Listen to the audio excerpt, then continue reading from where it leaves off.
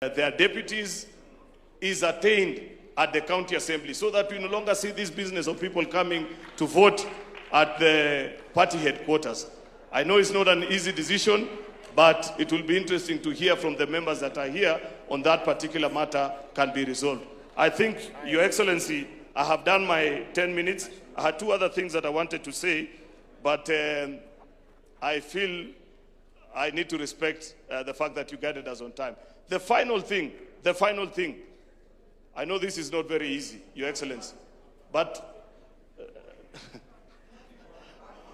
I have said, I don't know which language to use, that there will be a plenary session. The things that I forget, please raise them during the plenary session. And if you see me avoiding, it's because I don't want to delve into that particular topic, but you have the liberty because this is a council. I want to speak on the issue of shareable revenue. Your Excellency, the Deputy President, you have been a senator before, and you know our perspective on shareable revenue and the dispute that we've always had with our colleagues from the National Assembly on how resources are shared between the two levels of government. While we celebrate that we have moved, actually, it is during the tenure of this administration that we crossed the 400 billion mark.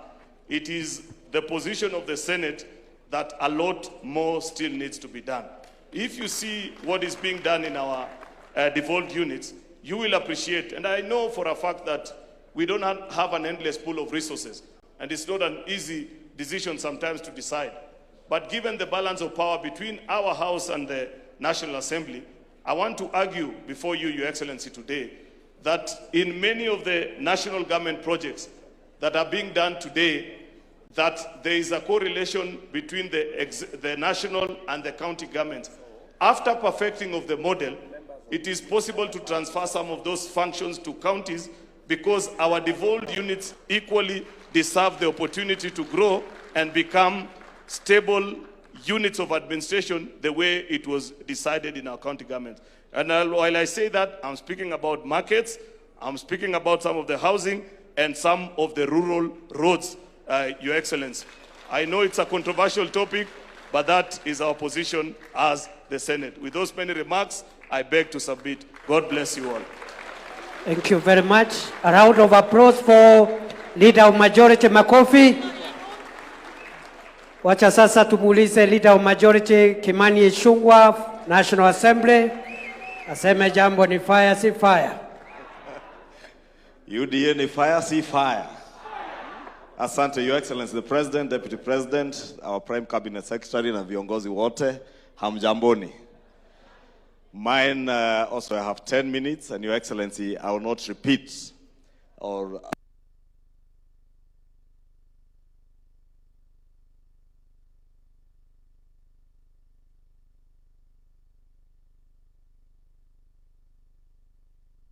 bicameral processes that we passed in the National Assembly, and many of them being money bills, they had to emanate from the National Assembly and were completed in the Senate.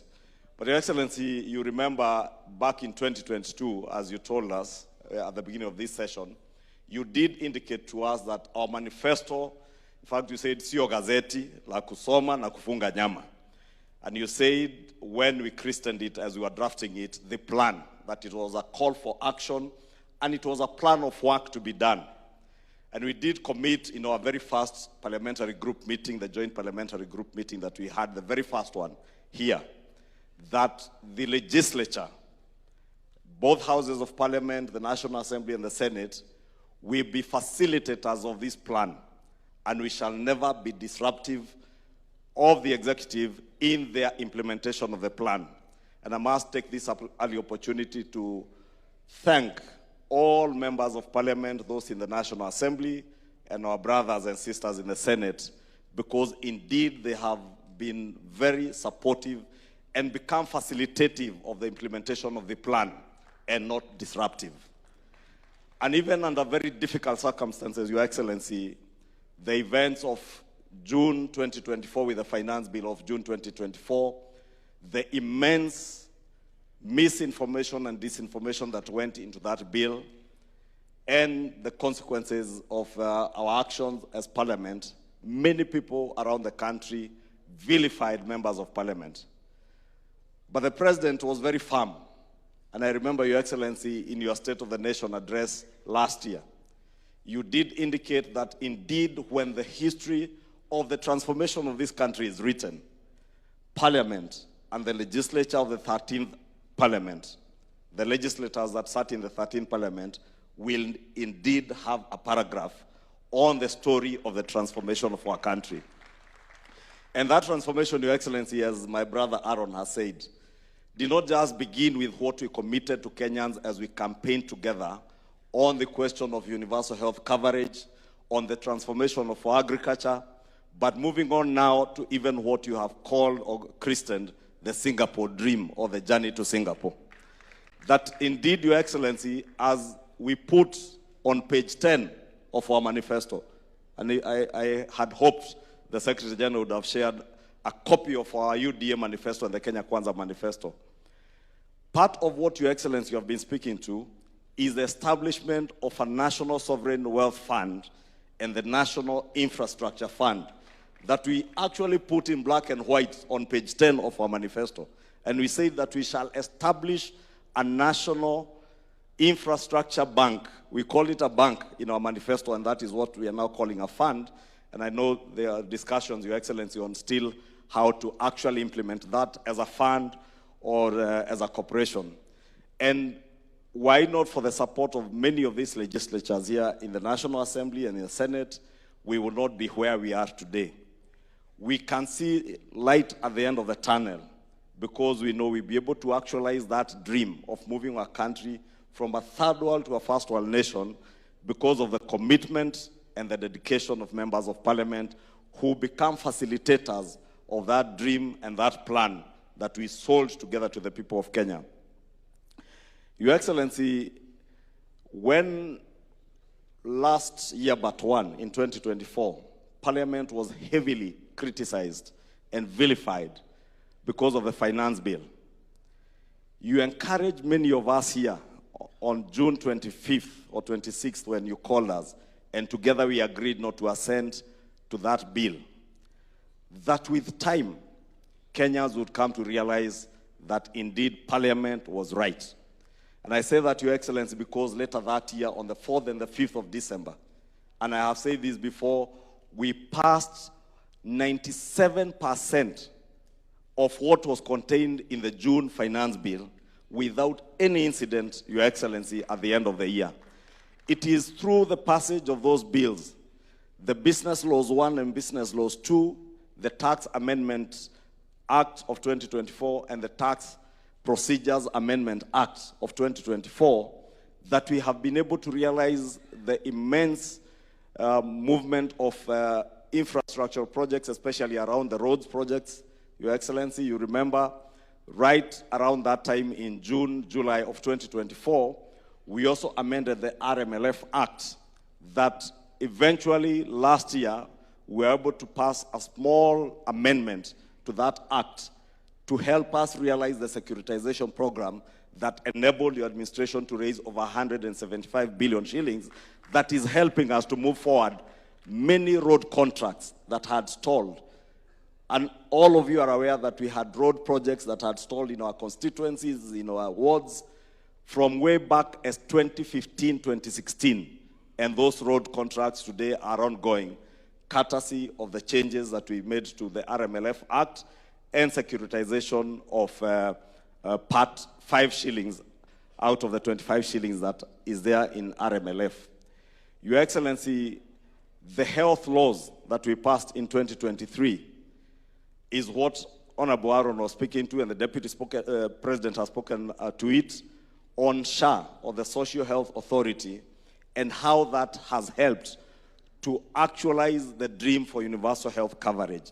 And there are stories of the success of SHA today, Your Excellency, courtesy of the resilience of these members of Parliament, MCAs and our governors who have helped us also to roll out and encourage Kenyans to register. That indeed today across the country, Kenyans are not being, we are not pleading as we were pleading before with Kenyans to register in SHA.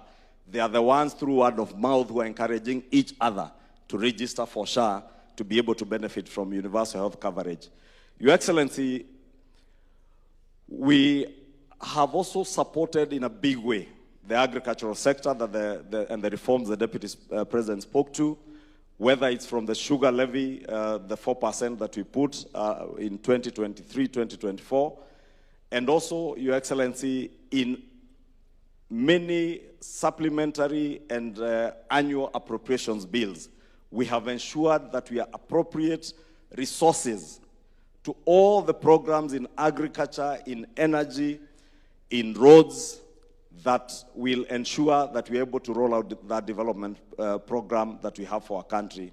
And I must be very appreciative, Your Excellency, that we have never, as a leadership of the House, had any problem with any of our members. And indeed, we have seen the support of many members of Parliament, even being able to speak to those who do not subscribe to our manifesto, to convince them in the passage of the appropriations bills that we do, the finance bills that we have been doing every year, because without the appropriation bills that we pass in the National Assembly, the supplementary appropriations that come to supplement what would otherwise not have been provided in the main appropriations bill, that is what actually rolls out the programs that we are speaking about here today. And we indeed feel part and parcel of the successes of this administration, because, as Aaron has said, we campaign together and we are one team. Your Excellency, I did allude to the infrastructure fund. And I know many of the laws that we have passed have come in to feed this plan that we are speaking about here today. But the most critical that is ahead of us now is the establishment of that National Sovereign Wealth Fund and the National Infrastructure Fund.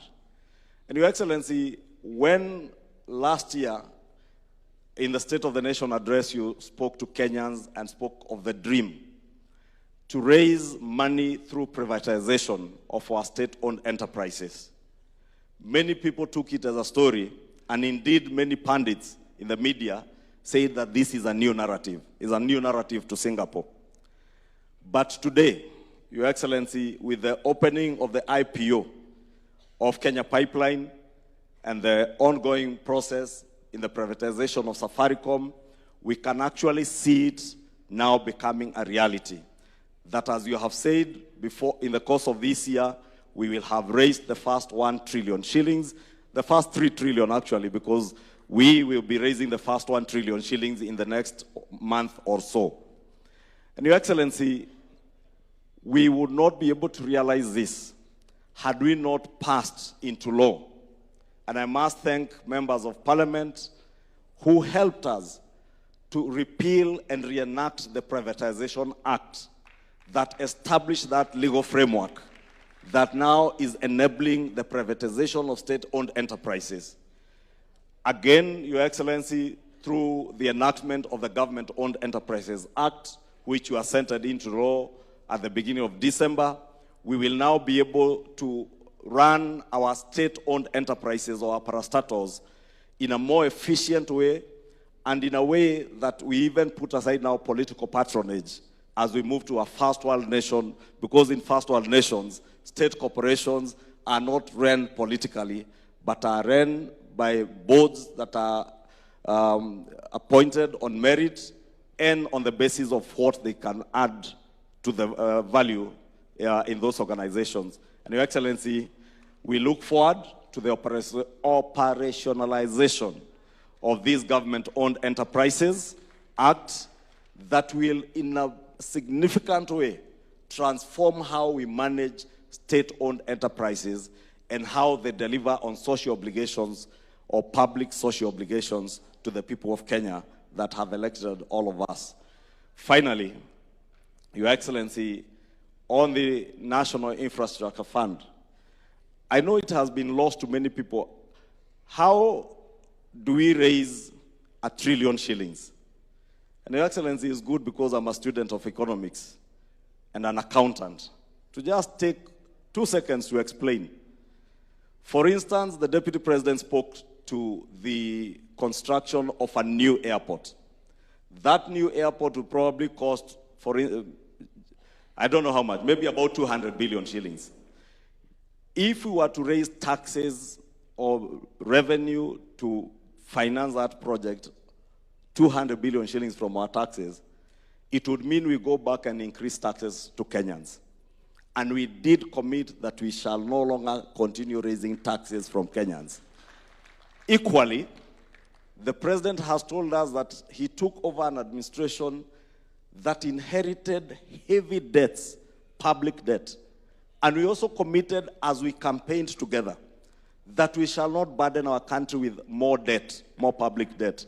200 billion shillings to build an airport would have to go and borrow or raise taxes.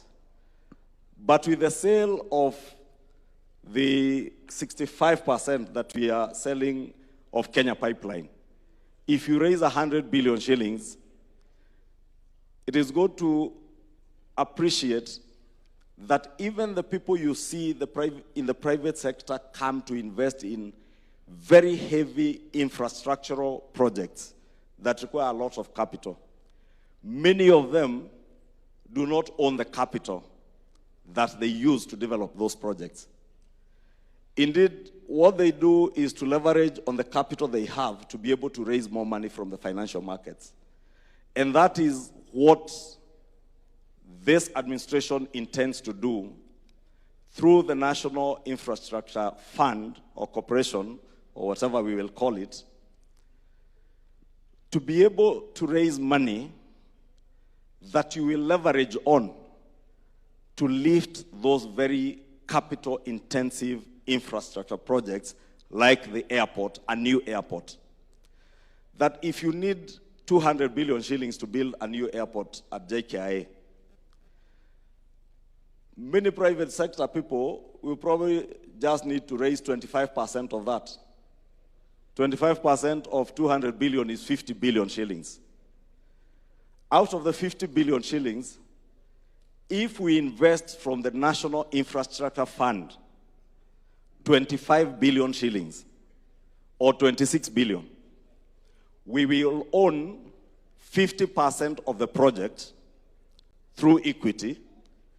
Then the project, not the government of Kenya now, but the project that is commercially viable, which can repay itself and generate more revenue and more income to the government of Kenya and be able to repay its own debt.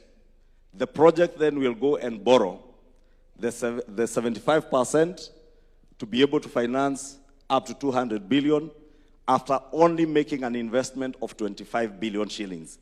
That 25 billion shillings is what we are now raising through the sale of KPC, Safaricom, and many of the other state corporations.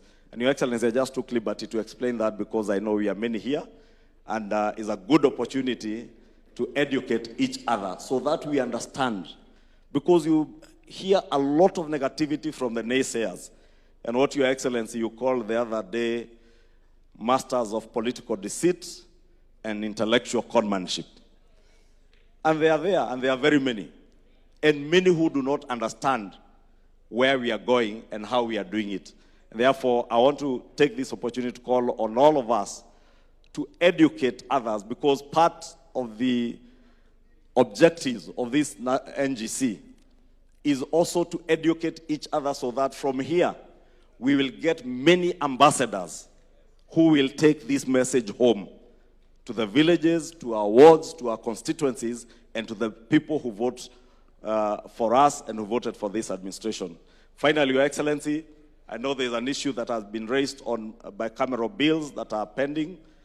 I do know the one for the financial autonomy for the county assembly, because we have members of our county assemblies here.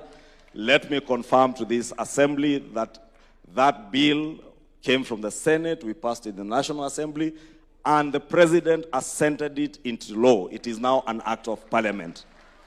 The only small issue that was pending, or that is still pending, is that we did this in the middle of a financial year. And therefore, there was no way of going back in the financial year, because it would mean that we go back, redo our division of revenue, the CARA bills in the Senate, go back to the county assemblies, you redo your budgets. And therefore, I am hopeful that beginning this financial year of 2026-2027, that begins in June, county assemblies will have the financial autonomy that they sought. 2 is on pensions, both for governors and members of the county assemblies. Those bills are still pending. We are waiting for some consultation with the National Treasury, and more so because Governor Igoro has been asking me about this every day, on the impact of that pension bill on the division of revenue, the shareable revenue, whether it will come from the national government or from the share of the county assemblies. We are still consulting with the National Treasury to be able to guide us on that, and the same for the county assemblies, so that eventually we will have county assemblies and governors who also have a pension scheme that is contributory and that will help them post-retirement. With that, Your Excellency, I think I can also stop there. If there are any other issues that we have left out, we can handle them in plenary. Thank you, and God bless you. Thank you very much. Makofi kwa Leader of Majority. My sister Cecily Barire, make it brief. I know you are normally very brief. And then before she takes over the podium, after Cecily Barire, I'll ask the chair of the MCS caucus, I'll give him 5 minutes so that we can be represented, all of us, to say something in 5 minutes. Please make it brief. Says Mbarira, fire, say fire. Thank you very much, Your Excellency, the party leader, all protocols observed. I'm here to make a presentation on behalf of the Council of Governors on what it is the county governments have done towards implementation of the plan. And I think a lot of it has already been talked to by the fireman himself. And so, Your Excellency, unlike the fireman, allow me to refer to my notes once in a while as we ensure we give the right figures. Sir, you have all heard that the universal health coverage can only happen through the county governments because health is devolved. And so after the National Assembly and the Senate passed the Health Act, we had to come up to enact the Facility Improvement Fund, FIF, and so 42 counties have enacted the FIF, and 5 at advanced stage of enactment. And this has truly helped us in making sure that we implement the universal health coverage as per the plan. Further, we have partnered with the national government in ensuring that we have the 107,831 community health promoters who we pay half of the stipend, and we want to appreciate the role that the MCAs have played at the county assemblies in ensuring that we continue to give enough resources to keep these great people, the CHPs, in the field every day. So we also want to appreciate that the national government continues to keep the CHPs also paid from the national government, and that we are able to ensure that they have their kits fully equipped to be able to do their work. On SHA, Your Excellency, I'm happy to report that together with the county government and national government, we've been able to register 28.34 million Kenyans across all the counties, and we want to continue to ensure that more and more are registered on a day-to-day. Many counties in our 16,500 facilities are in a continuous registration of the members of SHA, and we are happy with the development. Cumulatively, our county public health facilities have submitted claims totaling to 28.78 billion, Your Excellency, out of which, and it's important that people hear this, 28.7 billion claims from our county health facilities, And out of that, 16.79 billion, which is 60%, has actually been paid. We are asking, and out of that, about 2.7 of the balance has been rejected, but we are asking, and out of the 2.7, 1.9 has been resubmitted after doing what needed to be done. So we are asking, Your Excellency, that the balance amount of our claims be paid out so that we can continue to offer services. Sir, another area that has really been a big, big success is provision of maternity services. And this I'm saying because there was the belief that what was there was more superior than what we have now. But I want to say that we are now having more mothers benefiting from SHA maternity services. And in the last summit, we were able to include level 2 facilities into the reimbursement of SHA, because before, if a mother delivered in level 2, SHA was not reimbursing, but we are now happy it's happening, which means more mothers are benefiting. On the National Equipment Service Program, NESP, you remember before we had what was called the Medical Equipment Program, and that program was a very, very big failure. Why was it a failure? It was a failure because, one, the county governments were made to pay a lot of money for this equipment, and when it came to maintenance, there was always a push and pull between us and the service providers and the vendors to make sure that these equipments were working. Your Excellency, we want to thank you because through the National Equipment Support Program, currently 40 counties in 121 county facilities and 6 level 6 facilities are benefiting from this program with 6.1 billion Kenya shillings worth of equipment. Also, 75 equipments are being installed in various county facilities across the country, and the program has offered over 232,000 services since its inception in March 2025. A total of 80 officers from all the counties have been trained on the funds flow model virtually. We are happy that SHA has cleared invoices in 16 facilities and 3 lots amounting to over 346 million have been released. Under urban infrastructure, we do have a program called the Kenya Urban Support Program that is funded by the World Bank, and under it we have done 202 kilometers of urban roads, 171 kilometers on non-motorized transport infrastructure, 5,250 parking spaces, and 192 kilometers of storm water drains, and 31 kilometers of sewer lines. This we work closely with the national government, and also we have the Kenya Informal Settlement Improvement Program in 37 counties that is working towards ensuring that 95 settlements are upgraded in terms of infrastructure. In agriculture, Your Excellency, we are happy to report that we continue to provide the last mile distribution of fertilizer to our farmers, and we are happy with the partnership that we are having.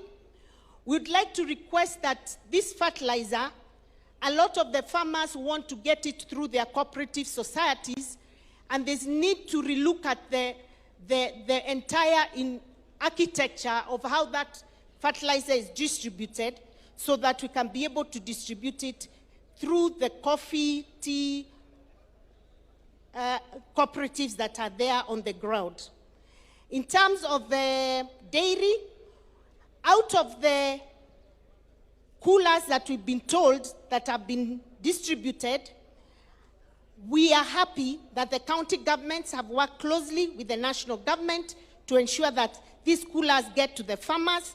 We are happy with the progress so far, but we are requesting that you continue to give us more coolers because the demand is getting higher and higher as we move on.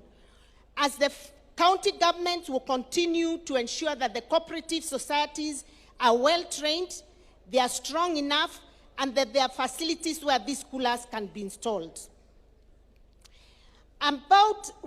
As was said by the Deputy President, a lot of our farmers are now digitally able to get information, advisories, and be registered so that they can be able to get the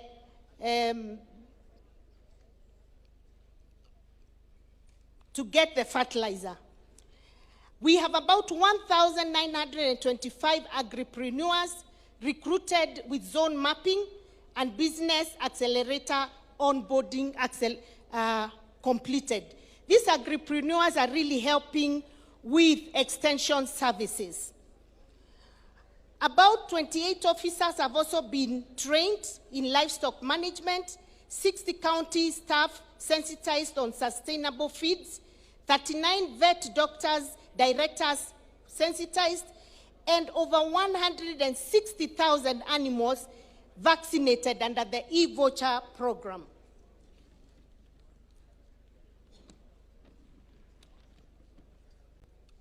We also want to say that we've worked closely with the national government in terms of market infrastructure. There are over 400 plus markets that are going on right now in the county are being done in collaboration with the county governments. We are providing the land and the management of those markets once they are complete. We appreciate that. Over 860 circles have been mapped out across the counties, one circle per ward, especially in the counties that are benefiting from the NAV CDP. County governments have successfully vaccinated 10.1 million animals and conducted 369,000 AI and distributed 1.6 million chicks. In trade, I did mention the markets, but let me talk about the CAIPs, the County Aggregation and Industrial Parks. Already 35 counties have commenced the construction. Most of the CAIPs are at advanced to mid-level stages across the participating county governments, the 35 of them. And I want to say that we are proud to say quite a number are almost in completion, with Meru leading at 99.3% completion, followed closely by Embu at 88%, Garissa 88%, Kirinyaga 86%, Migori 85%, Wajir 80%, Kisii 80%, Busia 79.2%, Machakos 74%, Kwale 69%. We want to thank His Excellency the Deputy President, who has provided leadership in ensuring that the first 11 counties will be able to be operationalized between mid-year 2026 to end of 2026. There's some moderate progress also happening in various other counties. Homa Bay, Bungoma, Uasin Gishu, Kakamega, etc. And we are very, very grateful. We have also, each country has been able to look at, identify their value chains and come up with an implementation plan. And that is work we are doing very closely with the county, with the national government. In the area of blue economy that I think you all had, there's a lot of work going on. Counties have distributed about 760,000 kilograms of fish feed to farmers and constructed 12 new fish markets across 10 counties. Additionally, 22 beach management units registered as cooperative societies that have been established, especially in the 7 coastal region counties. On education, Your Excellency, we have enrolled in pre-primary education levels 1 and 2 and we have been able to increase our numbers from 2.9 million compared to 2.8 million in the previous year. And we have, for the first time, developed scheme of service for our pre-primary education teachers. We have also employed 79,864 teachers across the different counties. Our main concern though, sir, and I think we mentioned it at the summit, is counties have bursaries but are unable to disburse the same because of the challenge we are having with the controller of budget. We kindly request that you consider helping us to be able to handle that matter so that we can unlock this big problem. For now, we are completely unable to give the bursaries. As I come to the end, I want to request, we are happy, Your Excellency, that the two National Assembly and the Senate did pass the law that allowed for the independence of our county assemblies. And I want to say, as a Council of Governors, we were in full support of that. We feel it is the best way forward. But we want to request in the NADCO report, Your Excellency, other than pensions, there was also a request to institutionalize the ward fund, just like the national government, the CDF fund and the GAF.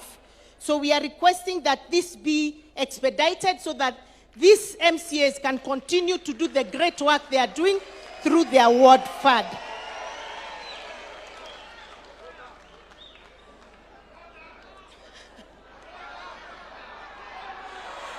Your Excellency, they are saying if you do this, you'll have your 2 and even 4 term, if it's possible.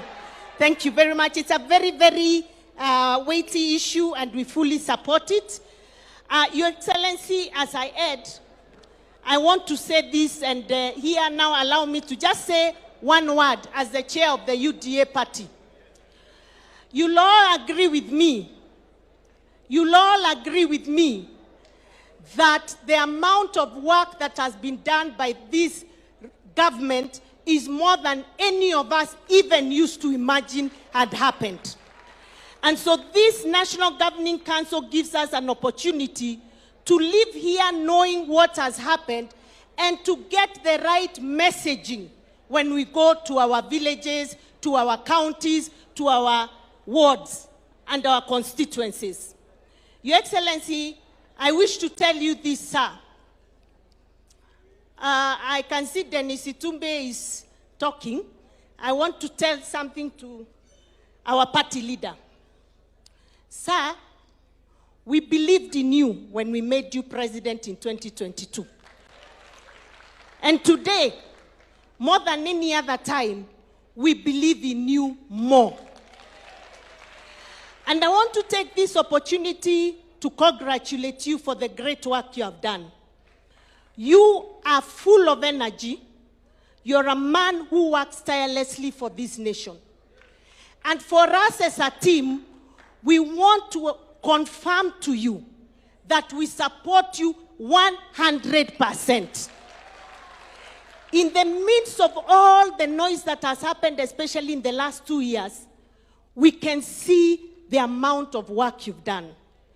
We can see your vision is finally coming to fruition. The story of Singapore is no longer a dream. It is going to be a reality in this country called Kenya.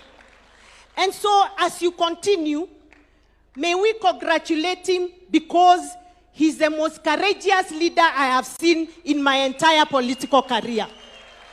Courage to be able to make political and policy decisions that he knows will help the country in the future, even if in the short term it is unpopular. Shah was the most unpopular. Isn't that the truth? But today, just talk to all of us here. We have less harambes to go to. And even when we are called to these harambes, we have less money to contribute because Shah is working. So I want us to all confirm to our president that going forward, we will do what we must do to make sure we get our second term. And that, Your Excellency, when you're coming on the ground, even the PSs, the CSs, if they are coming to a particular county, a particular constituency, a particular ward, and you have members who support the government in those places, please let us know, because we want to be there to scream loud the work you're doing for us. And finally, let me appreciate your Deputy President. The fireman himself. First of all, I keep telling you that fire and Norma and Bwekse gave us fresh impetus. And we want to thank you because we've seen you crisscross the entire country, talking about government programs and projects without fear and with clarity. And today we have confirmed as you stood here that, Your Excellency, this was the best decision you ever made. And so, we will continue to support you, Your Excellency, the Deputy President. And please continue to ensure there's fire across the entire country. Continue to give the President the much-needed support that he had lacked for 2 years. And Your Excellency, Paul, for what happened for 2 years, we didn't know you were suffering in silence until this guy came. So we are happy that you are making it. And you're doing a great job, Mr. Fireman. Kindiki ni fire, see fire. You have the support of the entire leadership of UDA and the affiliate parties. Thank you very much. May God bless you. Long live William Samoei. Asante.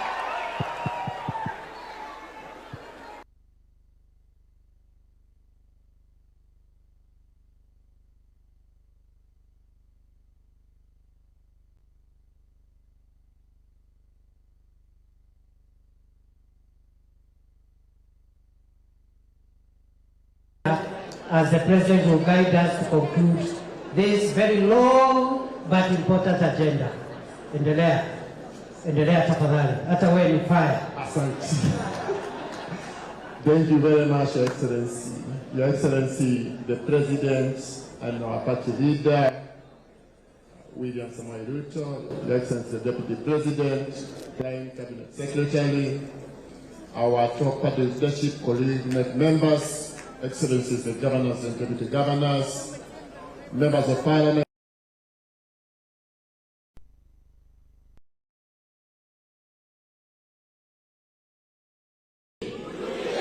Harambe, UDA, kazi ni kazi, kazi ni kazi, hapo sana. By heartily congratulating you and thanking you very much, Your Excellency. You know, of all political parties in the Republic of Kenya, it's the UDA which have the highest number of MCAs in its top making organ, the neck. We are 6 of us, Your Excellency. Thank you very much. Your Excellency, I want to thank you because, as has been said here, already you have signed the autonomy bill into law. Now, we want to beg you, and I say this on behalf of my colleague MCAs. We don't want, when our party leader, when the Commander-in-Chief of the Defense Forces of the Republic of Kenya, when he has signed something into law, implementation remains the key word, and it should be implemented as fast as possible.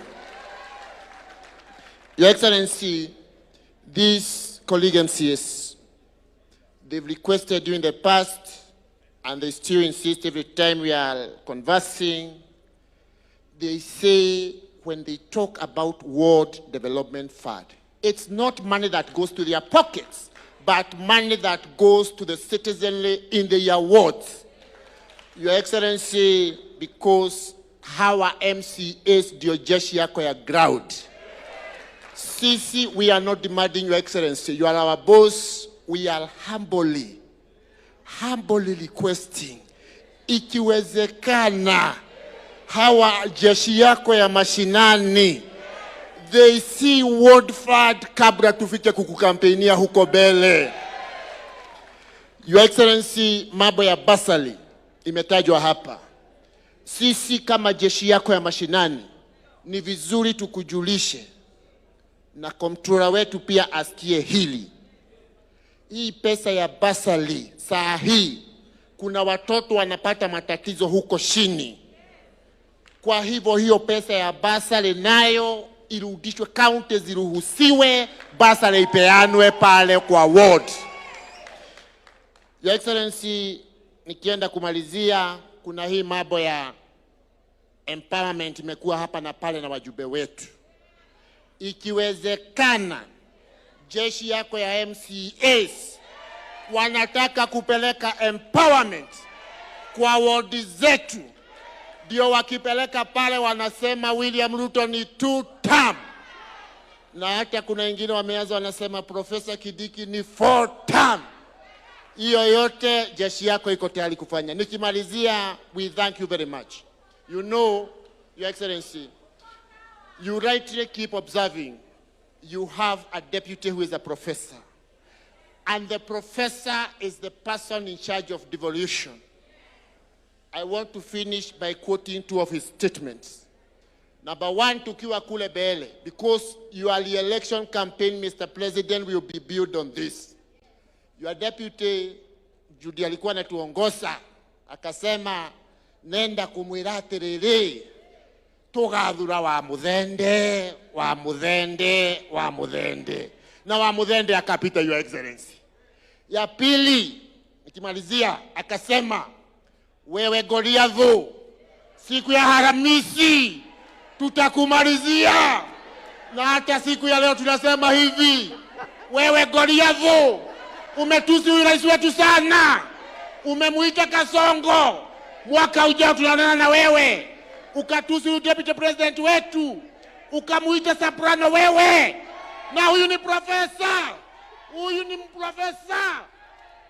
Next year, wewe Goliathu, tunakuangusha chini. William Ruto ni 2 term. Asanteni sana. Oh, la, la. Fire, see fire. Mimi naomba, because what I want to do now, so that we make progress, His Excellency the President will come and summarize for us this agenda, and also we make a resolution. And the other 2 agendas are shorter. This was the longer one, but it was the most important because it was about our scorecard, our work as a party and as a government. So I want, before I call the President, please stand up and stretch out kidogo. UDA ni fire, si fire. Nikisema UDA, munasema UDA. Kazi ni kazi. Kazi ni kazi. Rais ni fire, si fire. Aya, tafadhali tunaweza keti. Huyo deputy wangu ni fire, si fire. Wamesema ni fire sana. Basi, naamini ya kwamba sisi zote tumesikiza kwa makini scorecard ya serikali ambayo imeundwa na chama yetu ya UDA na marafiki zetu. Na kabla sijaendelea, kati yetu tuko na marafiki ambao wametembea na sisi hii safari. Wameungana na sisi katika kuunda serikali ya Kenya Kwanza. Hata wale hatukuungana na wao katika serikali ya Kenya Kwanza, baada ya uchaguzi wamekuja na tumeshirikiana na sisi, na kufaulu kwetu pia wamechangia sehemu kubwa. Tuwapigie makofi jameni. Tuko hapa na wanachama wa chama ya Ford Kenya, wapigie makofi. Are they here? Wanaweza kusimama? Some of them are there. Tuwapigie makofi. Thank you very much. Tuko hapa na wanachama wa chama cha Chap Chap wako kati yetu, tuwapigie makofi. Hapa tuko na wanachama wa chama ya Jubilee ambao wameshirikiana pamoja na sisi, tuwapigie makofi. Asanteni sana waheshimiwa. Tuko hapa na wanachama wa CCK, sijui kama wako humu ndani, kule nyuma wapigie makofi. Tuko hapa na wanachama wa UDM walimeungana na sisi, tuko na Gavana Mahmud hapa na viongozi wengine kule nyuma. Asanteni sana. Sijui kama kuna chama ingine nimesahau. Tuko na Wiper. Wale wamekuwa katika chama cha Wiper wako hapa, wapigie makofi.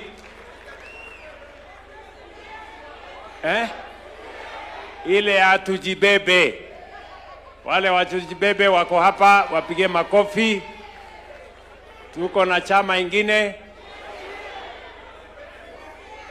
Chama Kenya United Party ya Lonyengapuo wameungana na sisi.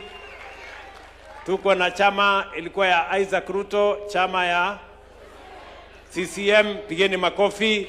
Wako hapa. Asanteni sana. Tuko na ODM, tutasema maneno ya ODM baadaye. Tuko na chama ya KANU, na watu wa KANU wako hapa. Wapi watu ya KANU wasimame? Chama yetu ya zamani, karibu sana, asanteni sana. Tuko na chama ya DP, yuko hapa Bwana Mondigi, asante sana. Na tuko na watu walichaguliwa kwa independent, wasimame. Hawa wote, lakini sasa hawa wote ni jeshi yetu. Na tunasema asanteni sana kwa kuungana na sisi. Sisi tunasema karibuni, tutatembea pamoja na nyinyi. Kuunganisha Kenya na kuunganisha Wakenya wote. Mimi nataka nichukue nafasi hii in a very special way kurecognize ndugu yetu Musalia Mudavadi na chama ya ANC. Former members of ANC wasimame tuone jameni. Hawa sasa wanachama walikuwa wa ANC, sasa ni wanachama wa UDA. Tuwapigie makofi. Asanteni sana. Na mwisho kabisa, mimi nataka tukubaliane hapa ya kwamba tumesikia kwa kirefu implementation, vile tumetekeleza manifesto ya Kenya Kwanza. Si ni kweli? Tumesikia kutoka kwa profesa. Huyu profesa hata kwa maoni yenu anaelewa hiyo kazi ama haelewi? Si ametueleza vizuri vile tumesonga mbele na manifesto ya chama na vile tumetekeleza. Unajua Kenya hii kuna watu wa porojo mingi, propaganda mingi, kule kwa social media imejaa fitina, hakuna kazi imefanyika, wale walituambia uongo. Lakini tunasimama hapa leo ili wale wanasema ya kwamba tuliwaambia Wakenya uongo waaibike. Leo tunasimama hapa, scorecard yetu inaonyesha wazi ya kwamba yale makubaliano tulikubaliana na Wakenya, manifesto Wakenya milioni 7.2 walipigia kura, imetekelezwa almost 80%. Maneno ya uchumi ni vile profesa ametueleza. Uchumi ya Kenya sasa iko imara. Maneno ya kilimo, tumesukuma kilimo, sasa inaeleweka wazi. Hata tukizungumza hapa leo, tayari tuko na magunia milioni 8 ya mbolea ya msimu wa long range, ambayo tayari almost 3 million bags iko katika stores zetu. Wakulima wanaweza kuanza kupanda from now mpaka April. Last year tulitumia magunia 10.1 million bags of fertilizer last year. This year, we are estimating 12.5 million bags of fertilizer, and already 3 million bags are in our stores. Another 3 million bags are already in Mombasa on its way to the stores, and we plan to use 8 million bags in the long range between now and April, May this year. So our commitment to making sure that we transform Kenya is solid, and it is on a solid foundation. Vile profesa ametueleza mambo ya ufugaji, hata ile sex cement ilikuwa shilingi 8,000. Today, sex cement for our dairy is 1,400 shillings from 8,000. And that is why Kenya has moved from producing 4.6 billion liters of milk to 5.2 billion liters of milk today. Kenya is now the largest milk producer in Africa. And that is a fact. And it is because of the interventions we have done in that sector. And we can say everything else on education. We have transformed education in a very fundamental way. We have sorted out the problems that we have with CBC. We have sorted out the teacher shortage. We have sorted out the infrastructure shortage. 21 universities have been declared insolvent. Today, because of the new funding model, our university education, our TVET education is on sound footing. Ask any vice chancellor, ask any principal of a TVET institution. That transformation is going on. When we go to all the other fields that have been explained to us, we can confidently say that we have been faithful to the implementation of the agenda upon which the people of Kenya had voted for this administration. And we are ready to face our competitors with our scorecard and ask them what they can do better than what we have done. That is the competition we want to have with our competitors. We do not want to compete on the basis of insults. We do not want to compete on the basis of all the other things that they are engaged in. We want to compete on the basis of transformation of our nation. Who has better ideas, who have a better scorecard, and who have a better plan for the future of the nation. And that is why, as I stand here, I want to encourage you, as leaders of UDA, part of the problem we have had is that we have had too much negativity. The reason why Professor has taken time, together with Seth and Kimani and Aaron, have taken time to explain to us. And the reason why you have a pamphlet, kila mtu wako na pamphlet hapa saizi, on the scorecard of the party, so that you can stand on any forum and explain to the people of Kenya where we were, where we are, and where we are going. Si kila mtu sasa hako na manifesto, hako na scorecard ya chama. Because we do not want to come to any constituency or any ward, and we are struggling to tell the people what this administration has done. You allow people with propaganda na watu tu wa fitina waeleze wananchi hakuna kazi imefanyika. Today, as I talk to you, the roads that had stalled, nyinyi mnajua, when we came into office, most contractors had left sites. Majority of the contractors had left sites. Lakini leo, all the contractors are back. All of them. Kama kuna mahali, maybe 5% ndio bado. Lakini 95% of the contractors are on site. They are working.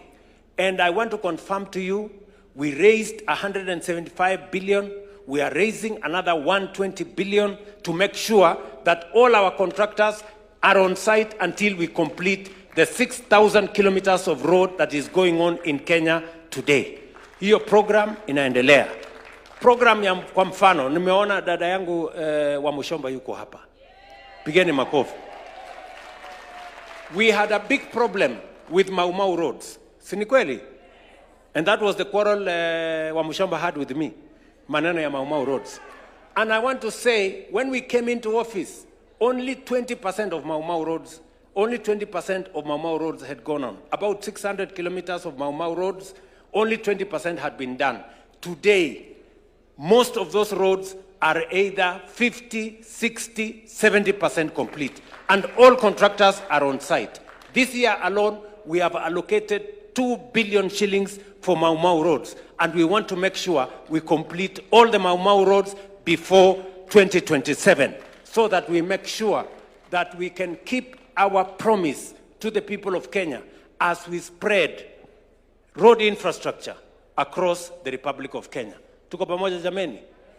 There was no way we were going to do all this when our economy was in tatters. And that is why we took time to consolidate our economy, to make sure that we make the right decision so that we can stand on a firm footing to drive our development agenda. And let me complete by saying the following. Now that we have a great scorecard that we are undertaking, most of the programs have been rolled into place. We now have a plan for the future, because we need continuity. And because we have a plan for the future, you have heard us say that we now have a clear plan on how we are going to move our country to the first world.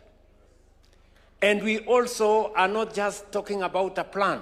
We also know how to finance that plan. Because the problem with Kenya is not the absence of plans, is not the public, is not even money. It is the knowledge to understand how to craft innovative mechanisms of implementing and executing a plan. And that is what we have developed. We have an innovative plan on how to build roads. We have an innovative plan on how to drive our agenda into the future. And that is why we have said 3 things. Number 1, for Kenya to move to the first world, we must generate at least 10,000 megawatts of additional energy. Today, sikizeni ndugu zangu, today in Kenya, we have 3,300 megawatts of energy.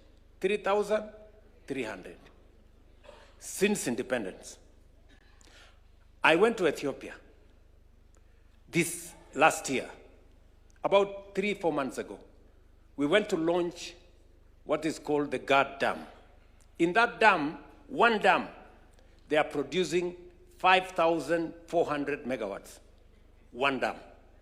The whole of Kenya is 3,300. Munaona iko shida ama hakuna shida? Na ni shida hiyo ni kidogo ama ni kubwa? Shida hiyo ni kubwa sana. Sisi tunaelewana? And you know, we cannot drive our transformation if we do not have the energy to drive it. That is why we need to generate more energy. We cannot commit ourselves to industrialization if we do not generate energy. To generate that energy, we need between 10 and 12 billion dollars. That's about 1.5 trillion Kenya shillings. And do not worry, we will get the 1.5 trillion shillings. Tuko na njia ya kupata hiyo pesa.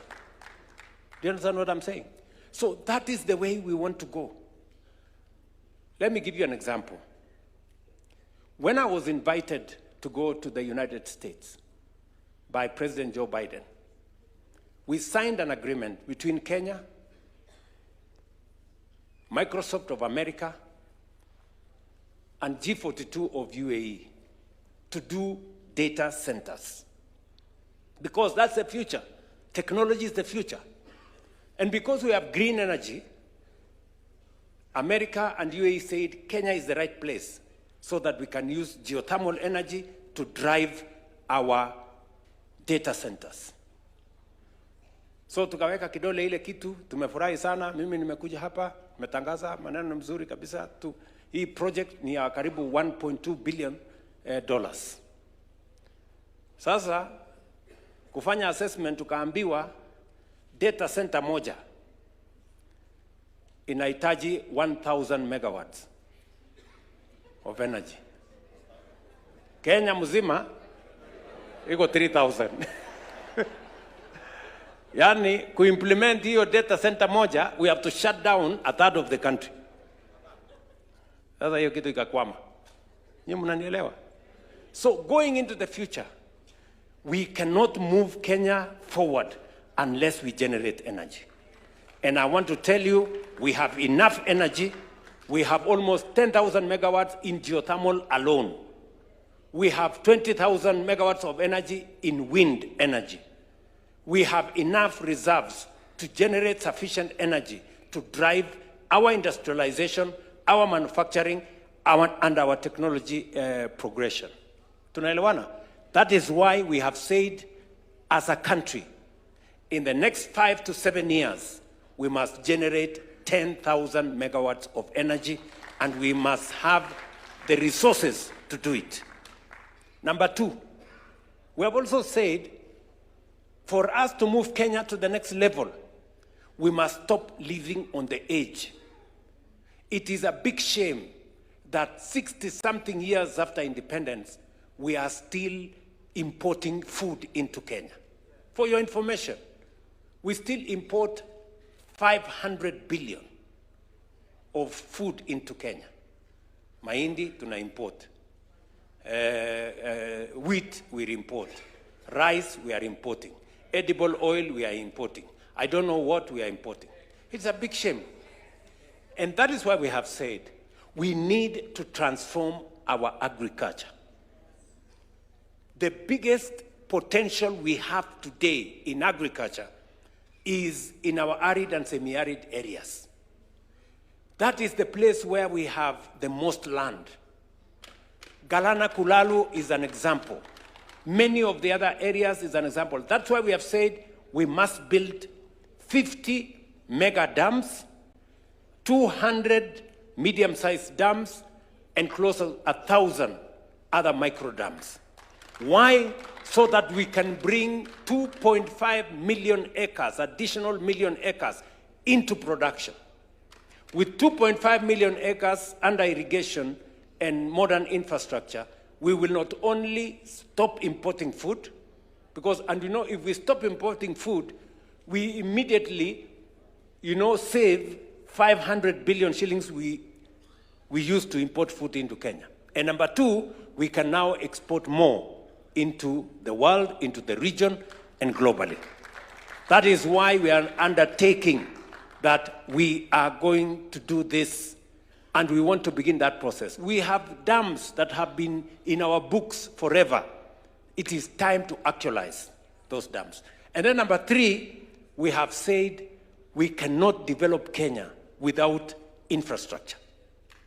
We must have roads, we must have a railway, we must have an airport, we must develop our seaports. And we have the mechanism to do it. That is why we have mapped out, as I talk to you, we are mapping out an extra 28,000 kilometers. We want to make sure that we connect Kenya. We are mapping out 2,500 kilometers of dual carriageway. And we are mapping out a new airport and the new airport, for your information, will begin before June this year, here in Nairobi. Tunaelewana? We want to modernize our seaports. The whole of that plan will require another 3 enablers, which I want to tell you. Number one, education. We must fund education properly. And we must put more money in science, research, and technology. And that is why we are saying we are moving our budget to 2% of GDP for us to be able to have the highest quality of professional human capital that is going to support our journey into the first world. That is what other countries did.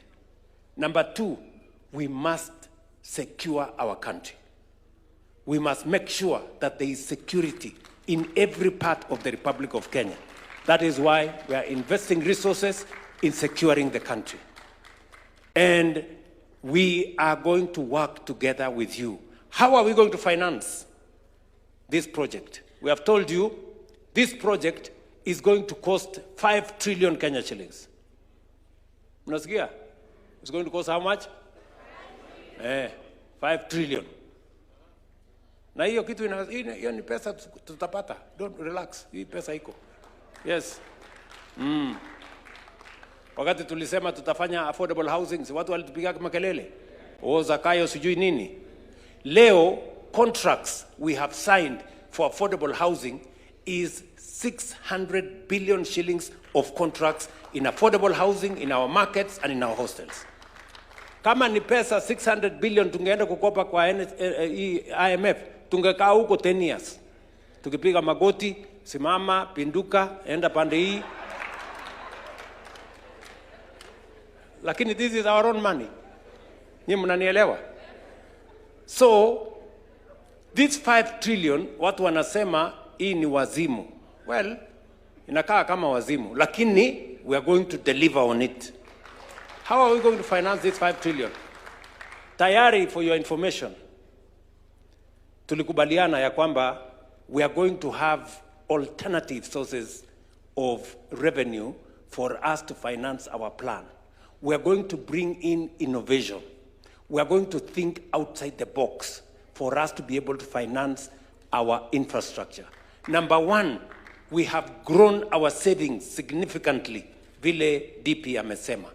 And we grew our savings intentionally. Why? Because every country that has developed, whether it is China, whether it is Singapore, whether it is Korea, they have grown their savings. There is no way you can grow if you consume everything that you earn. Let me give you a basic example. Sijiongei mambo makubwa. Basic example. Tanzania today has a bigger social security fund than Kenya. Yet, Tanzania's economy is 60% of Kenya. Why? Because they made the decision on savings earlier than us. In Tanzania, you save by law 10% of your salary, 5% government saves on your behalf. In Kenya, we changed the law. In 2013, myself and Uhuru Kenyatta, we decided, because we sat down and we said, we need to change the law so that we don't remain backward when other countries are moving forward. We changed the law in 2013, ilienda kotini, kelele, siasa nini. But when I came into office, I straightened that. Today, everybody of us is paying 6% of their salary. The government or your employer is paying 6% for you, which is your money. We will get rid of old age poverty. Wale watu wanamaliza kazi wanaenda wanakufa kwa sababu hawana pension. We have gotten rid of that problem. Number two, we have built a big war chest for our development. Vile mulisikia, for 60 years, we had saved 312 billion shillings. For 60 years, pale NSSF. Kwa sababu tulikuwa tunasave shilingi 200 kila mwezi. When we changed the law, in 2 years, we have doubled what we saved in 60 years. Just in 2 years.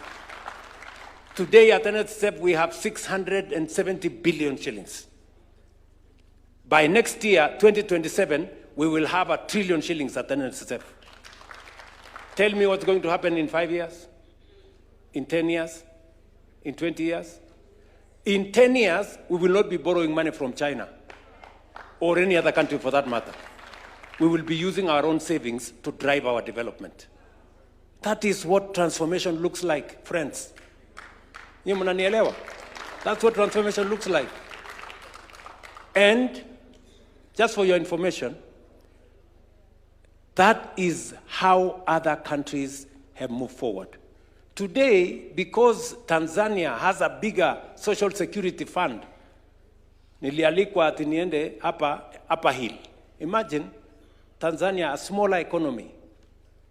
Wako na pesa mingi mpaka wanakuja kununua shamba hapa hill, wanajenga nyumba ya gorofa 29 floors hapa. Because they are investing, sisi tumelala.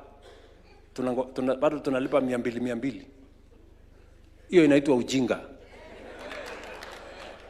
Ama you can call it any other name, but that's what it is. So lazima tuachane na hiyo ujinga, sisi tusonge mbele. Tunaelewana jameni? Let us make the right decisions for this nation. And when we make the right decisions, we will see how Kenya is going to change. That is why you people seated here, don't just imagine that you are sitting here. You are sitting here because history has given you the opportunity to sit here. And we must acquit ourselves. We must be the generation. We must be the leaders that finally made Kenya the Kenya we all want it to be.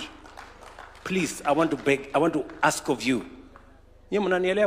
And we can change this country in our lifetime. Mukisikia Professor akisema in a generation, we can change this country. In the next 30 years, Kenya will be a first world country. Mungu atujalie. Inshallah. Ama namna gani, my friends? Si tuseme hivyo? And how are we going to do it? Already, I told you, we are going to find the resources. Today, as I talk to you, we have an opportunity to buy, as Kenyans, we have an opportunity to buy shares in Kenya Pipeline.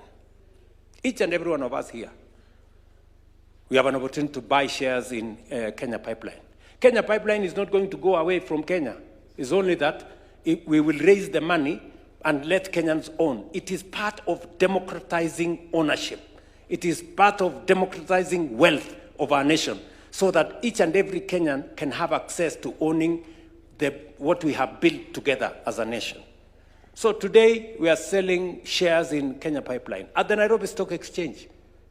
And we are going to make sure that every Kenyan who has applied, first and foremost, gets their share before we move to anybody else. Many people I have heard have gone to Parliament to say, oh, you know, these shares of Kenya Pipeline have been overvalued. You know, hii share has been overvalued. Kwani mtu alikuwa anafikiri mali ya umma atakuja tu abebe hivi hivi? Hapana. Hii ni mali imejengwa over time, my friend. Hii ni mali imetengenezwa over time. So we have made sure that the people of Kenya get the best deal from their asset. Because it's not just us who are going to buy. There will be others who will buy. Sijui kama tunaelewana. So we have negotiated the best deal for the people of Kenya, so that that money is raised so that we can use it to develop our country. We will raise possibly 110 billion from that sale of Kenya Pipeline. And I have told the people of Kenya, in the past, corporations were privatized. The money was used to pay salaries and to pay debt. Let me say, for the avoidance of any doubt, the commitment I made to the people of Kenya, any money, proceeds of privatization from Kenya Pipeline, from Safaricom, or from any other entity will be used for only one purpose: to develop the infrastructure of Kenya. Not a single shilling is going to pay salary. Not a single shilling is going to pay debt. We are going to use that money to build additional wealth. We want, when we sell one piece of infrastructure, we develop 5 pieces of infrastructure, which can be sold later down the road. Nyie mnanielewa? Yes, that's what we are going to do. And with what we are going to do in the next 2 months, by God's grace, in the next 2 months, we are going to raise about 350 billion shillings from privatization at the capital market. How much are we going to raise? 350 billion. Nanielewa? Na hiyo 350 billion is going to enable us to build infrastructure worth 4 trillion Kenya shillings. akili. That's what we are going to apply. Nyinyi mnanielewa? Tuendelee ama tuendelee? Yes. Now, atusemi next election, in the next 2 months, we begin that journey. We are not talking about the next election. We are talking about now going into the future, into the next generation. So, with that money, we can be able to do the roads, we can be able to do the dams, we can be able to generate energy. So, if we have 4 trillion shillings this year, ile project yetu ilikuwa, program yetu ilikuwa trillion ngapi? 5. So this year we will raise 4. Imebaki 1 trillion. Hiyo tutafanya ukarabati kidogo kidogo, next year tumalize, Kenya isonge. Tunaelewana jameni? And we are very confident. We are going to tell the people of Kenya how we are going to do it. We stabilized the economy when nobody believed in us. We stabilized agriculture when nobody believed in us. We sorted out education when people thought it was impossible. We have sorted out health when people thought it was difficult. We are going to move Kenya from a third world country to a first world country in this generation. And that is why this meeting is important. You people sitting here, you are the people who will make that history happen. Tunaelewana? And that takes me to the next 2 items, and I want to take both of them together. The next 2 items is our party elections and the negotiations between UDA and ODM. How are those two connected to what we are having a conversation about? Unanielewa? They are important. The party elections that we carried out, in some areas very successful, in some areas not very successful, in some areas we did not succeed to carry out the elections. But we have a brief from the National Election Board. Why is the party election important? And I want you to listen to me very carefully. The party elections are important because the party is a critical instrument. Any successful democracy has a robust political party and democratic framework. We have 2 ways of implementing our agenda. The countries that have succeeded, either they have succeeded because they are a dictatorship, where once the leader says we are going here, you cannot say no, and you cannot question. That is one way of moving the country forward. For us, we don't have that luxury. For us, we are a democratic country. And for a democratic country, the only instrument you have is a political party. Nyinyi mnanielewa? Because a political party goes beyond a community. It goes beyond a region. It goes beyond a religion, either one or the other. A political party unites people into one common vision and one common program. And that is why we are sitting here, from different parts of Kenya, from different religions, from different communities, but we are united by the fact that we believe in Kenya in a certain way. And that is why I want to encourage you. Successful countries that are democratic are built on the solid foundation of a political party. It is important for us. The political party is not the party leader. The political party is not the NEC or the NGZ. The political party is the grassroots. The polling station is where the political party is made or unmade. That polling station. So, I want to encourage you. If you go to any successful political party, its success is in the grassroots. We have positions of 580,000. Is that correct, NEB people? 540,000 positions for officials in the party. 20 people per polling center. 20 people per polling center. We carried out elections the other day, and many of the senior leaders here, members of parliament and MCAs, did not even bother to participate. Very few people participated. I give credit to Kirinyaga and Bomet. At least in those two counties, we saw many members come to participate. But in other counties, the participation was very low. You find 50 people came to vote in a polling center. 20 people came to vote in a polling center. 15.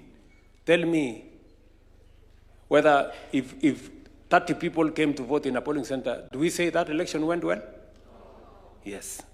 So we have instructed the NEB, any polling center where less than 50 people voted, we repeat.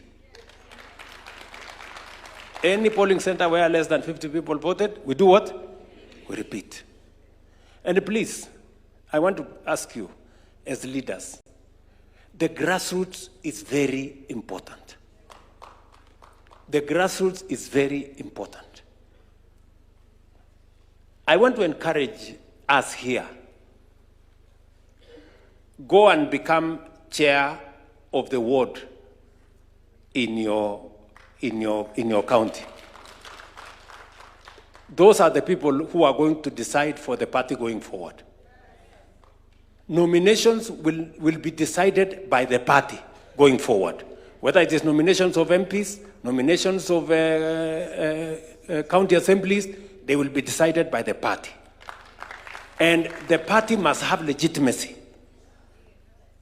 The legitimacy of the party comes from the membership voting for the party officials. Yes. We're going to redo this exercise where we did not do well, so that the person at the polling station, let me tell you, my friends, I have been in this politics for a while.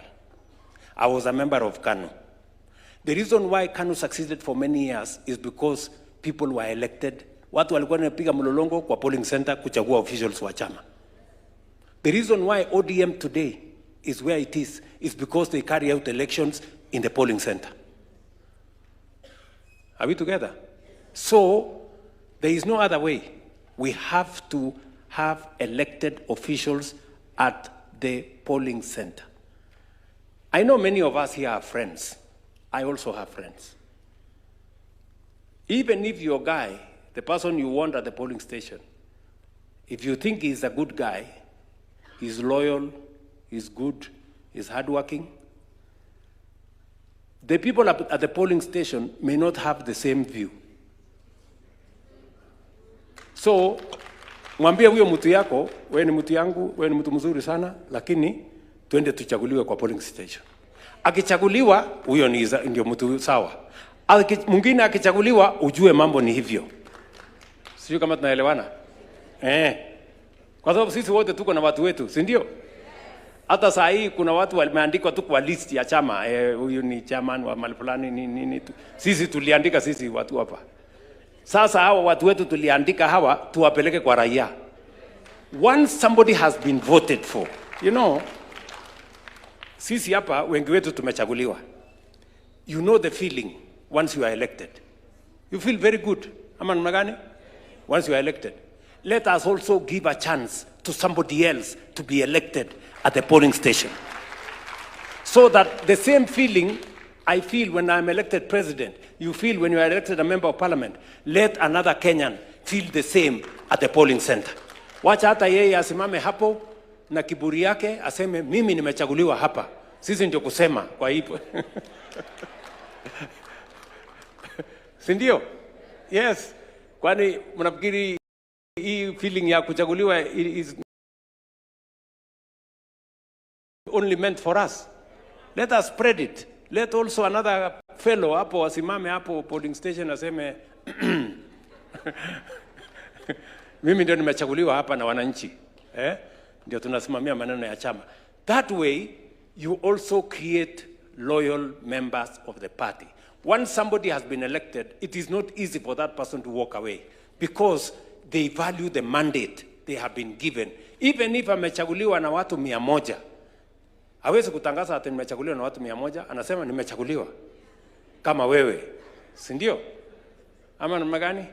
So, this is what I want to encourage us. Let us take this to the grassroots. That if you want us to build the party, we must go to the grassroots. And then we will do the wards, and then we will do the constituencies, and then we will do the counties, and then we will do the national elections here. Sawa sawa? Yes. And I want to encourage every politician here. There is no harm in you being a chair of a ward, a chair of a constituency, chair of a county. Sisi wote tusimame. That is how the party gets followership. We want to create a big party base. Tumeelewana? So that we don't keep saying maybe it is this or that or the other. Why? Why is it necessary for us to have a strong political party? It is necessary for us to have a strong political party because the transformation of a country goes beyond one leader. The transformation of a country goes beyond 5 years. It goes beyond 10 years. For us to have consistency, you must have a political party that will provide the transition so that when one leader finishes, the same philosophy of transforming a nation continues with another leader and another leader and another generation. Yes, William Ruto is not going to complete this transformation. It's not going to happen in 5 years. It's going to take more, 10, 20, 30 years. For us to provide that transition, we must have a political party whose philosophy, vision, understanding, manifesto provides that transition into the future. That is why it is very important for us to build this political party. Also, this political party will also guarantee every one of you seated here, we are going to provide a platform for you to have an opportunity to demonstrate your leadership without necessarily the baggage of the community you come from. In a political party, we are all equal.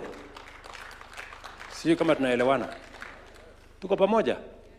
That is how somebody from a minority will lead Kenya, because they belong to a political party that has networks everywhere, and he will be judged by his political party and the political party, what the political party believes, not because of the small community he comes from. That is how we are going to move together. Do you understand what I'm saying? We want the best leaders for this country. And we want to give a chance to each and every one of you to demonstrate your leadership. And the place to do it is in a political party. Hapo kwa uchaguzi, tumekubaliana na hawa viongozi. Mtu akitaka kuwa chairman wa ward, atapatiwa nafasi ya kuongelesha the delegates. Aseme. Sio tu mtu atikupigiwa kura hivi, apewe ambiwe haya simama hapo. Unataka kuwa chairman? Ndio. Okay? Tueleze. What are you going to do in furtherance of the implementation of the manifesto of the party? Ajitetee hapo aseme namna hii. Yes. then tunapiga alafu tunasongesha. Ama pale kwa constituency hakuna mtu atapata atakuwa chairman ya constituency bure, lazima kuwe na mtihani kidogo. Utuambie kama unaelewa manifesto ya chama, mambo implementation imefika wapi. Then we begin to grow leaders. How did Barack Obama become president of America? It was in the convention when he persuaded people that he knew what he's doing. We are going to provide an opportunity for you. CDP ameongea hapa. Tumempima. Sindio? Sinamna hiyo? These are the kind of opportunities we are going to give to everybody to display, you know, their leadership. And then it doesn't matter the community you come from, it doesn't matter the region you come from. If you persuade all of us here that you have what it takes to be our leader, we will elect you, and Kenya will elect you, and we will move forward together. That is why a political party is important. Si kama tumeelewana jameni? Mukitaka tumalize ukabila kwa uongozi wa Kenya, let us fashion our politics, not on the basis of individuals, but on the basis of a manifesto, a belief, a vision, a political party. Today, why do I have pressure? Why do many people say, William Ruto alituambia, he promised this, he promised this. It is because I was not elected by the community I come from. I was not elected because of the community I came from.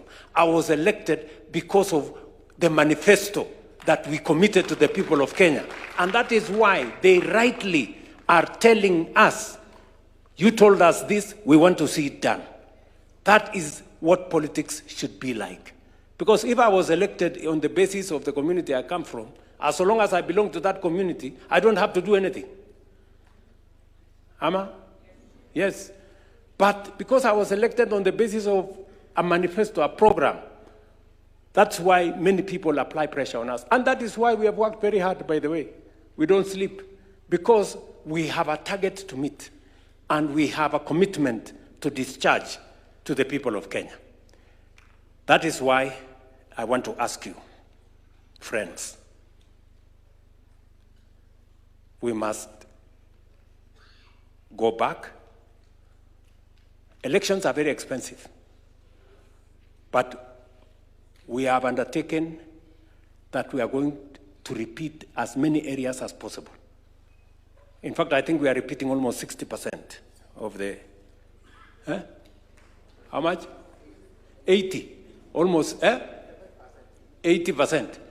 80% will be repeated.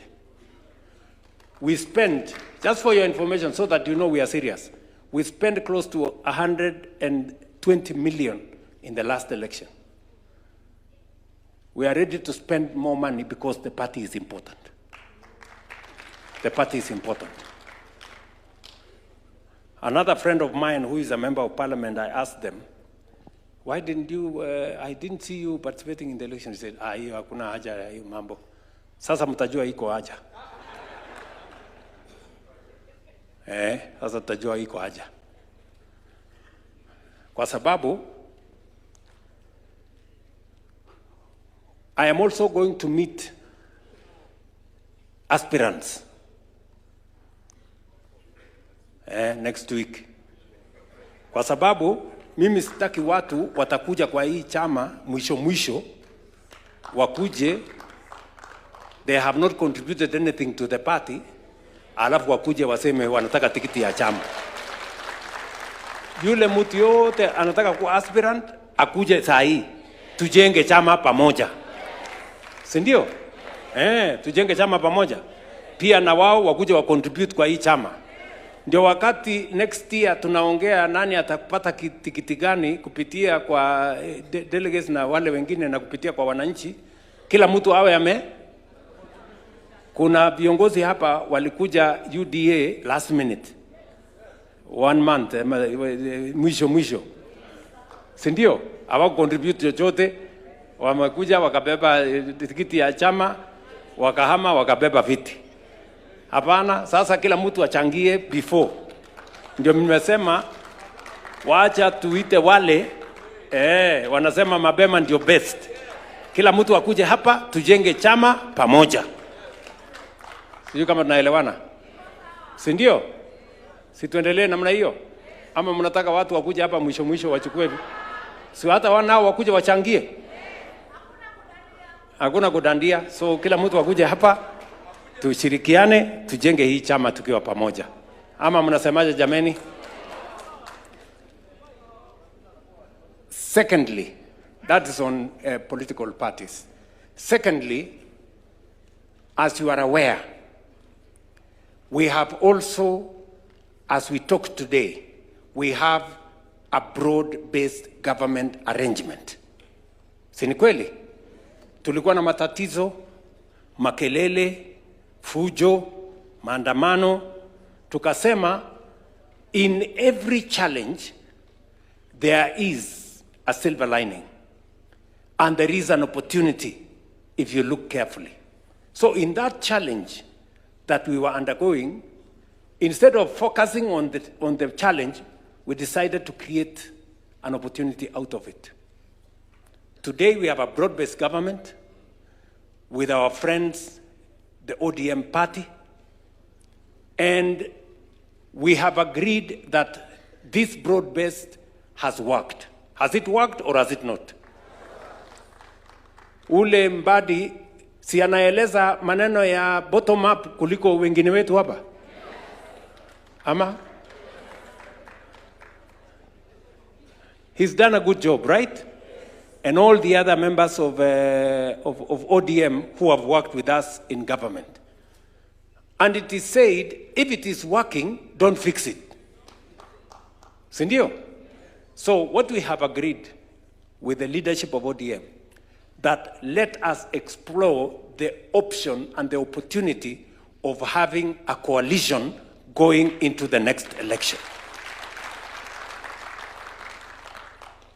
And it is because we want to broaden our base. Listen to me, guys.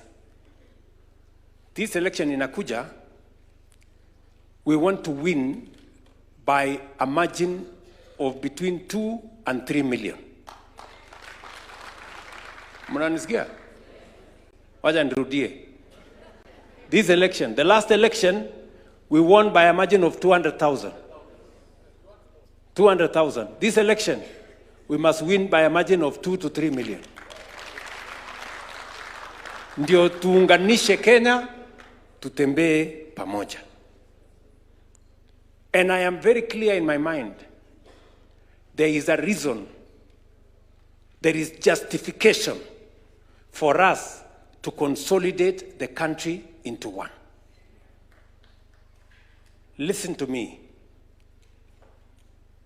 The position where I sit, there is enough for every Kenyan.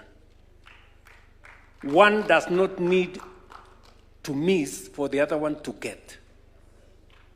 There is an opportunity for all of us to fit in one government.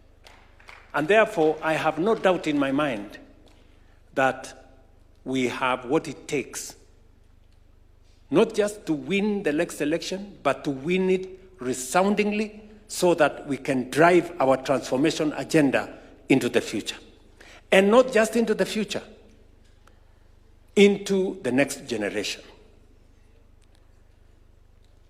Listen, we have a good scorecard.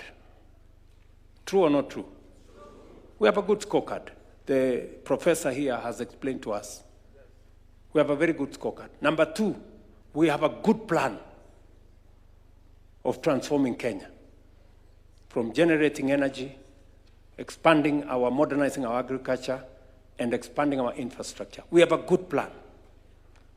We need a political strategy to win the next election and to consolidate the gains we are making in our scorecard and to be able to implement our plan going into the future. And that is why elections in our party, to consolidate our party, is important, and a coalition with ODM will now underwrite our transformation going into the future. It is the reason we have asked you guys to come here. so that you can agree with us that we go back and do elections properly. Sindio? And do elections properly. And number two, that we agree with the NEC, whom we had engaged, that we pursue negotiated coalition with ODM. Finally, our MCAs have asked three things. Number one, they asked us that they want independence of the county assemblies. I have signed the law, the bill into act. The only problem that is waiting is, as was explained here by the Leader of Majority in the National Assembly, we must rework the budget. And it is not possible, Kiruga. I know you said it must be done immediately, which is okay. We see your passion for it.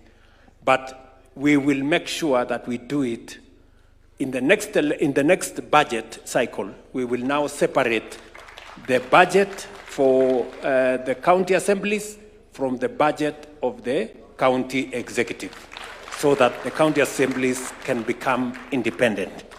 Are we together? It is just by operation of law. If it was possible for us to do it faster, we would have done it. But you know those processes take long. So just my assurance to you, the law has been passed. We will make sure, because we have the majorities in both houses, we will make sure that we implement the autonomy of our county assemblies as per our commitment. We agree with you that we also need to implement the suggestions on pension. We want a governor, an MCA, or a speaker at the county assembly. When they do their 2 terms, at least they have a pension. Because many leaders, when they get out of office, they go straight into squalor. Because the job we have is thankless sometimes. Yeah? You are a leader. Ukiamuka, unaamuka na watu. Unalala na watu. Siku yenye umekosa kiti, unaenda ukiendanga. So we must secure that so that people who have occupied leadership positions do not become a disgrace to themselves and to the communities they represent.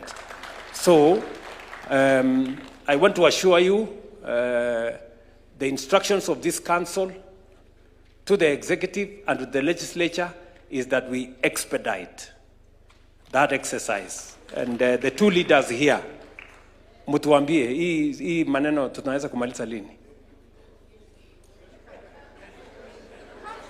In the next, what? Can we give it 90 days, 120 days?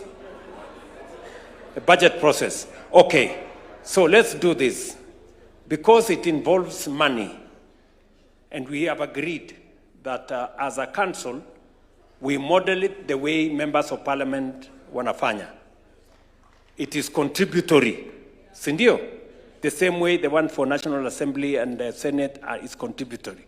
So the MCAs also want to, it to be the same as the one for members of parliament. Let it be contributory. And by the next budget, we must implement the pensions for our county assemblies, speakers, and governors. Tumekubaliana hiyo? Sindio? And we want it to be reflected in our resolutions. That is what the... and then number 3, we have also... we have also recommended that the NADCO report be expedited. The 2 houses should expedite the NADCO report so that NGCDF is properly secured in the Constitution that the oversight fund of Senate is also protected in the Constitution, and the National Government Affirmative Action Fund by our women reps is also put in the Constitution. And number 4, our ward fund is also secured in the Constitution. That forms part of the resolution of the National Governing Council. And it is now, once the National Governing Council resolves, it becomes an instruction. Sindio? Once it is resolved by the National Governing Council, it becomes an instruction to the executive and to the legislature to make sure that it is implemented. Tumekubaliana? Tumekubaliana? Now, I want to ask Mr. Mwaura, who is the chairman of our National Elections Board. Can you do a 2 or 3, maximum 5-minute presentation? I'm told you have a presentation on where the elections are going to happen. Is that correct? Proceed. Oh yeah, bursary. Okay. Let me say this. We also want to resolve. You know, we had a meeting with the Comptroller of Budget, because that was the problem. We had a meeting with the Comptroller of Budget, and between the county governments, we were in a meeting with the governors and the national government. There was a requirement that the national government, because it is a function of the national government, that we have an agreement with the county governments. We have since signed agreements. The chair of education, how far are we? Just give him the mic. How far are we on the agreements? We gave you a mandate to make sure. Yes, Governor of Kericho. Your Excellency, we have finished the signing. Yes. And we have done everything. For all the counties? For all the counties, Your Excellency. Very good. It's just the control of budget you are waiting. Now, what was required between the national government and the county government, we have completed. Now it is for the controller of budget to release money for counties to be able to carry out the function of making sure that no child in Kenya is left behind or does not go to school. You will disburse bursaries. And we also want to make it a resolution of this council that we have resolved that now the process of bursaries be actualized as the agreement between the national and county government has been concluded. Are we together? Basi, can we have the National Election Board to make a small presentation for us?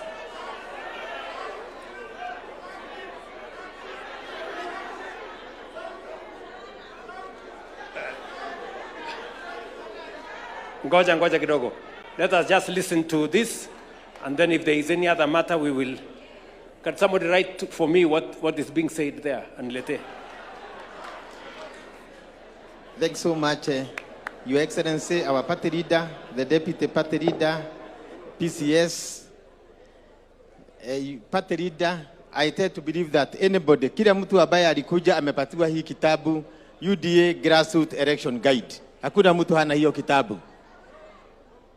Na uchaguzi, vile party leader amesema, tutarudia almost 85% of our polling station, na tutarudia uchaguzi whereby there was no competition, whereby not more than 50 people voted, and whereby anybody was unopposed,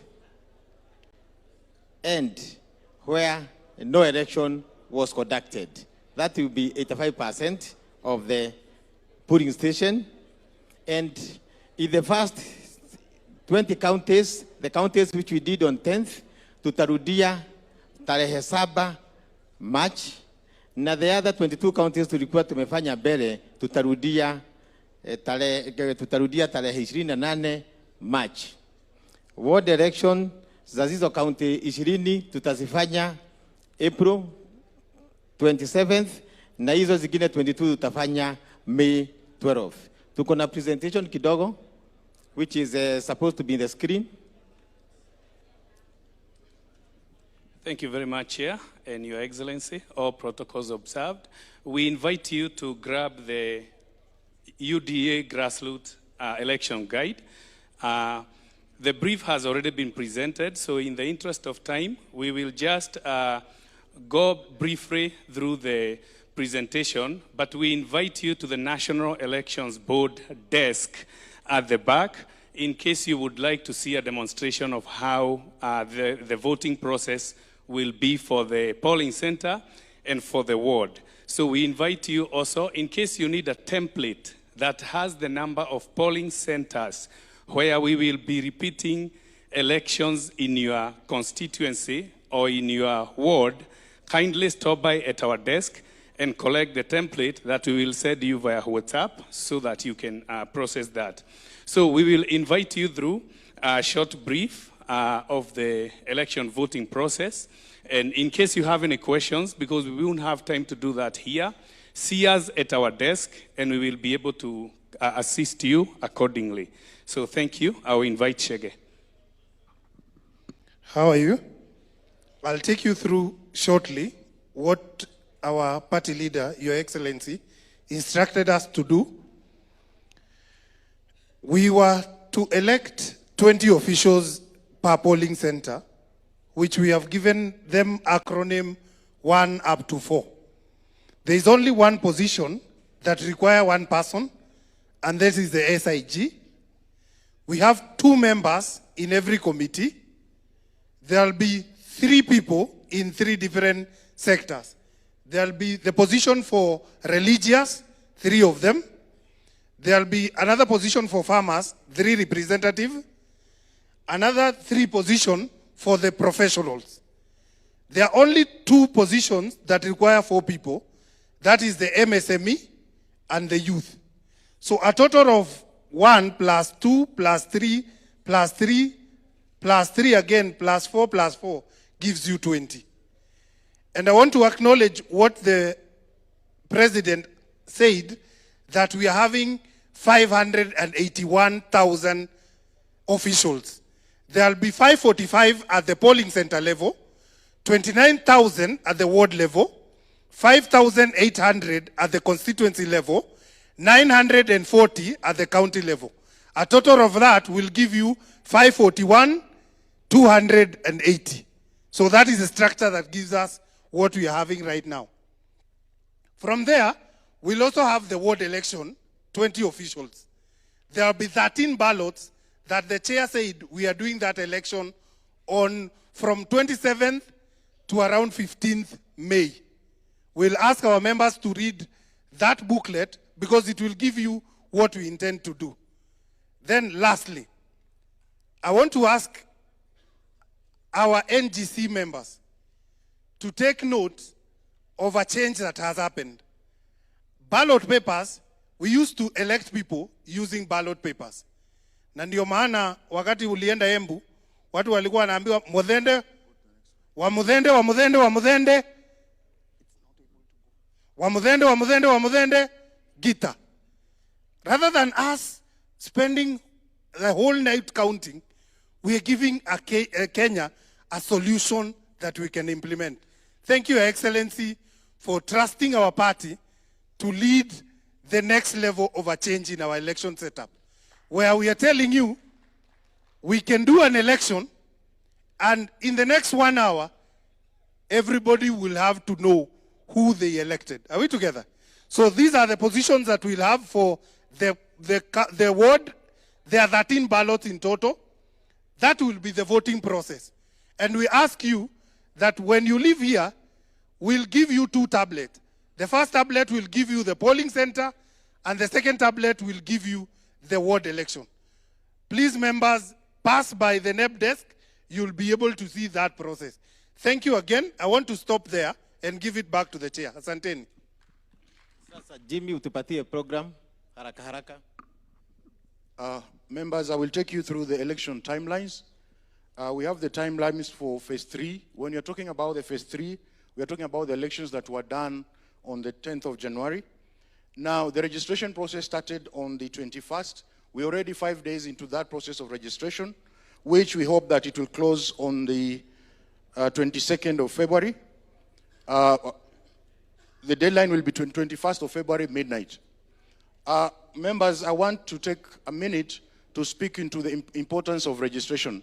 You would realize that in the just concluded elections, we had issues because some of us submitted aspirants list at a time when we had already completed the preparation of the gadgets. Unlike the ballot paper, the digital process has a sequence. So the preparation of these gadgets actually commences when the deadline of registration takes place. On the 22nd of February and 23rd, the applicants or the aspirants will be given an opportunity to verify their details. On the 25th of February, NEB will undertake to publish the contests of the persons who are contesting and the polling centers.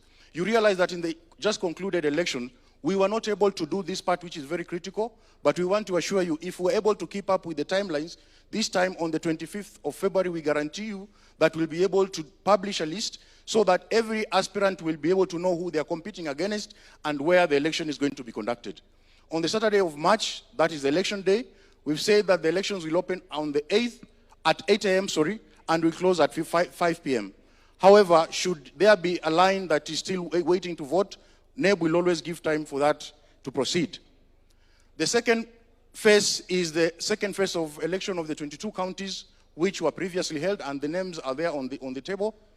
The deadline for the registration as well has been set to be 21st of February. Again, we insist that kindly let's have everybody register by that time so that then it will allow the process to proceed efficiently. On the 12th of March, the 13th of March, we will take the time to ensure that every aspirant has been given the opportunity to verify their details.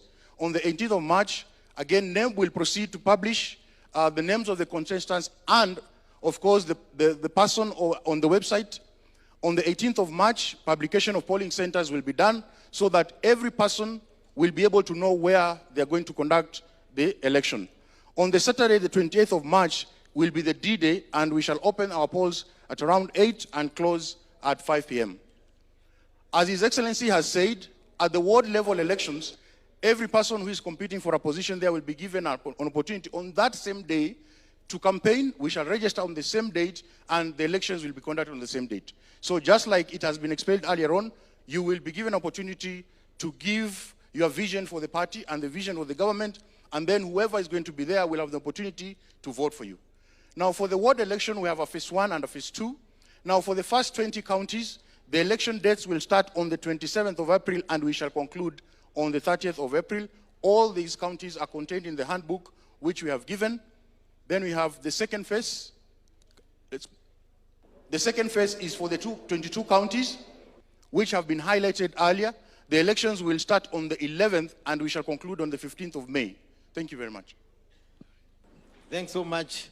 Na kila mtu ameona, and when you go mkienda mashinani sasa, endeni mtangazia watu, and you participate in the election, and I can guarantee you the elections according to the party leader ametuamurisha, it must be free, fair, credible, na hana preference candidate. Hata yeye mwenyewe hana preference candidate, na ndio mliona alienda hata yeye kuchagua na achague candidate wake, na hiyo candidate wake hakuna mtu alijua candidate wake ni wapi, labda hata aliagushwa candidate wake. So everybody is allowed to participate, and there is no preferred candidate to anybody from polling station mpaka mwisho.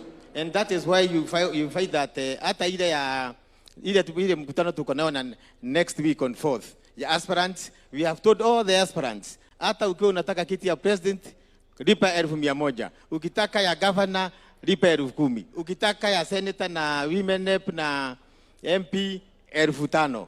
Ukitaka MCA, 2,500. So all the seats are open for everybody. Thanks so much. God bless you. Jani Masses, nawacha tushiriki uchaguzi on 7th March and 28th March. Thank you so much, Your Excellency. Tuwapige makofi hawa watu wetu wa National Election Board. Details, most of these details, by the way, friends, most of the details are actually on our portal. Ukienda hapo kwa UDA portal, you will get all those details. Na hata hii presentation ya scorecard yetu, it is available on our portal. For every member of UDA, you can go to the portal and know what your government has done on health, on education, on economy, on every other aspect that we have talked to here. And we want more and more members to participate in explaining what the government has done in the process of implementing the manifesto of the party. Let me ask my brother, before I open up for a small plenary, we're going to have a small plenary, so that if there is any issue that is still outstanding, maybe we can pick it up. But let me ask my brother Musalia Mudavadi, the MCS, wamesema kuna maneno ya job group, na kuna maneno ya mileage. Sindio? Maneno mawili hayo. And because Prime Cabinet Secretary represents most of the things, the connection between the political class and the legislature, most of those things are concerning those two. And also, he will give us additional information, especially to the aspirants who are coming, so that we know how to deal with them.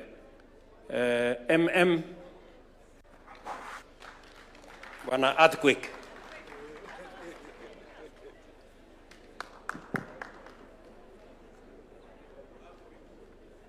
UDA, hoye!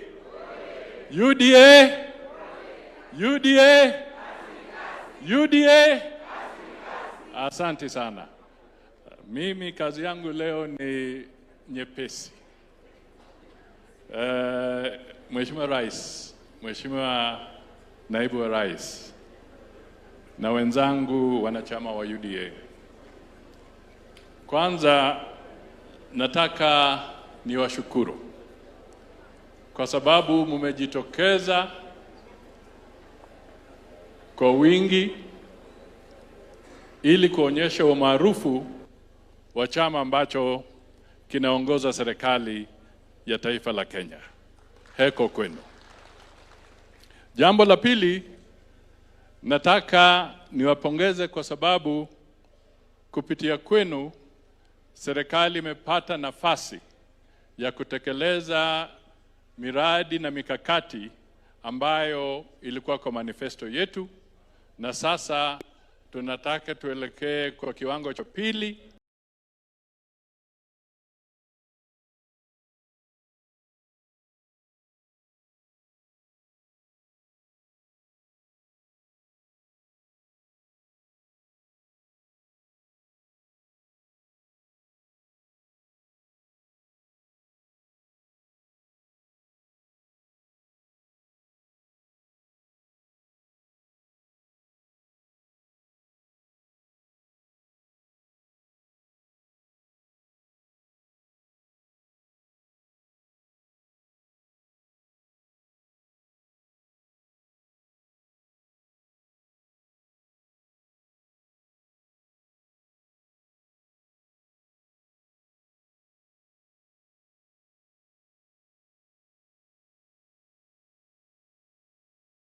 ambayo itakuwa tarehe 4 mwezi ujao, 4th of February. Leo ni 27th. That means it's only a couple of weeks. Alafu tutakuwa na Aspirants Forum hapa State House, Ikulu. Na nataka niwatolee kwamba kwa sasa registration ya Aspirants Forum ni hivi. Governors, 64. Watu 64 wamefanya registration, wanalenga kuwa governor kwa hizi kaunti zetu 47 kupitia kwa tikiti ya UDA. Senators, 98.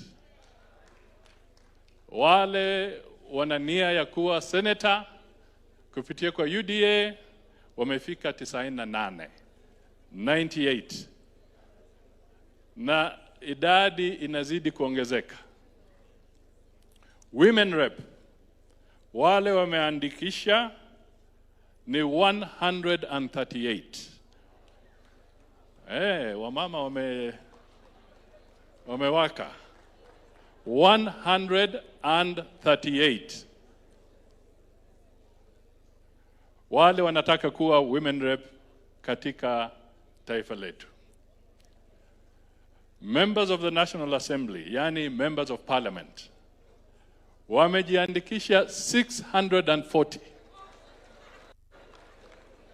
640.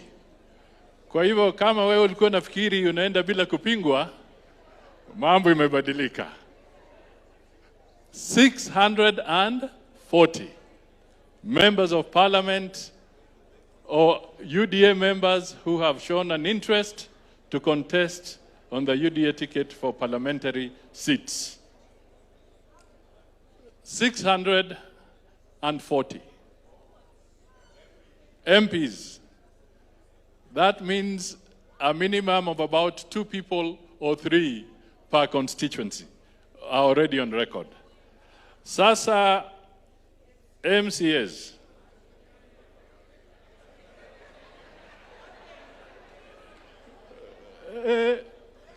Remember, we have a total of 1,450 wards. 1,450 wards. We don't know what IBC will produce if they go forward with the other matters. But out of that, for 1,450 wards, the number of MCAs coming forward on an UDA ticket is 2,263.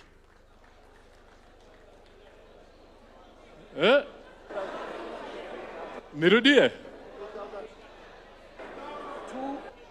Yes. Sorry. 2,863. All right? 2,863 are targeting to be MCAs in all our counties. And the number is still rising. Okay? Yeah. Now, if I pick a cue from where the president left, akitoka hapa, akisema you must push in the wards, I think you can see from this data that you cannot afford to lie low like an envelope when the polling center elections are taking place. Because these numbers mean competition. And these people are going to mobilize to have their campaign teams elected at those polling centers. So you have no option but to go back to the polling center and now mobilize thoroughly and get more people to register in UDA. That is what will give you an advantage. If you don't do it, your opponent is doing it, and your opponent will have the advantage. So in total, the number of aspirants as of today who are going to be in State House on the 4th of February is 3,803. 3,803. I'm sure, and the portal is open. The portal is open. I repeat, the portal is still open. So most likely by the time we come here next week, perhaps this number will be twice or even 3 times the numbers that I have read today. So finally, Your Excellency, wacha niwasihi ndugu zangu kwamba in all this, one area, kwa sababu we were more local and more mambo ya hapa, nataka tu niwajulishe kwamba on the international arena, the president has done a sterling job. Kwa kuweka taifa la Kenya katika pahali pazuri ulimwenguni ama duniani kwa mambo ya international relations, the president has done a sterling job. Mumeona mambo mengi, mataifa zingine visa inakuwa ngumu. Munaona mambo yanakuwa magumu hapa na pale. The president has been a source and an inspiration, and we are now regarded as an anchor state, yani taifa ambalo ni lazima ni kama nguzo kwa mambo mengi ya kimataifa. Kwa hivyo, lengo langu na ombi langu ni kwamba tuwe na umaarufu kama UDA hapa mashinani, ili nguvu ambazo tunahitaji kutoka kwa rais kwa mambo ya kimataifa zisipunguke, because we still need him and the international community needs him. Kwa mambo ya peace and security in the region hapa kwa East Africa, peace and security is necessary. Kwa mambo ya kimataifa, African Union, yeye ndio champion wa African Union kwa mambo ya reform. Ana reform taifa la Kenya, lakini pia ana jukumu la kureform African Union. Tunamhitaji kule, Afrika inamhitaji. Yeye hivi karibuni anaitisha mkutano wa France Africa Summit. Mkutano wa kwanza wa taifa la France na taifa na bara la Afrika in a non-French speaking country in May this year. Mheshimiwa Rais na mwenzake Macron wana conference kubwa hapa ya Africa France Summit na pia na business community. Hiyo ni jambo la muhimu sana, na kuna projects nyingi watazungumzia na mambo kuhusu bara la Afrika. Jambo lingine, yeye ndio chairman wa East African Community. Hivi karibuni atakuwa na summit tena, apeane sasa ushukani kwa mwenzake kutoka East African Community. Yeye pia ndio sasa mwenyekiti wa COMESA summit hiyo. Alafu tena ana summit amepanga ambayo inaleta SADC, inaleta East African Community na inaleta COMESA pamoja. Yote itakuwa hapa. So ladies and gentlemen, a strong and solid foundation for the president allows him to do a lot for Kenya and also allows him to do a lot for the nation and for the international community. So let us give him all the support, all the encouragement by being solid hapa kwa base. Asanteni sana. Thank you. Mheshimiwa Rais. Thank you. Thank you, Mheshimiwa Musalia. Thank you very much, my friend. So tumekubaliana. Nataka ndugu zetu MCAs niwaeleze, Rome was not built in one day. So hatua kwa hatua, si ndio? Kuna yale tumetimiza, kuna yale tumekubaliana vile itatimizwa.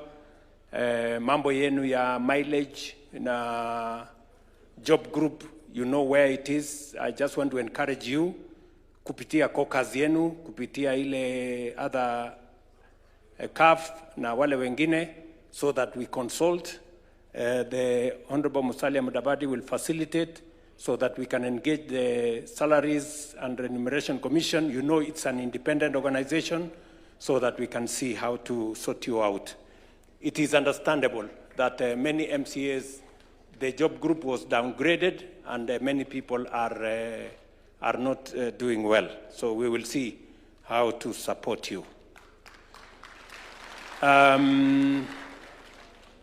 Vile Mheshimiwa Musalia amesema, we are very proud of where Kenya is today.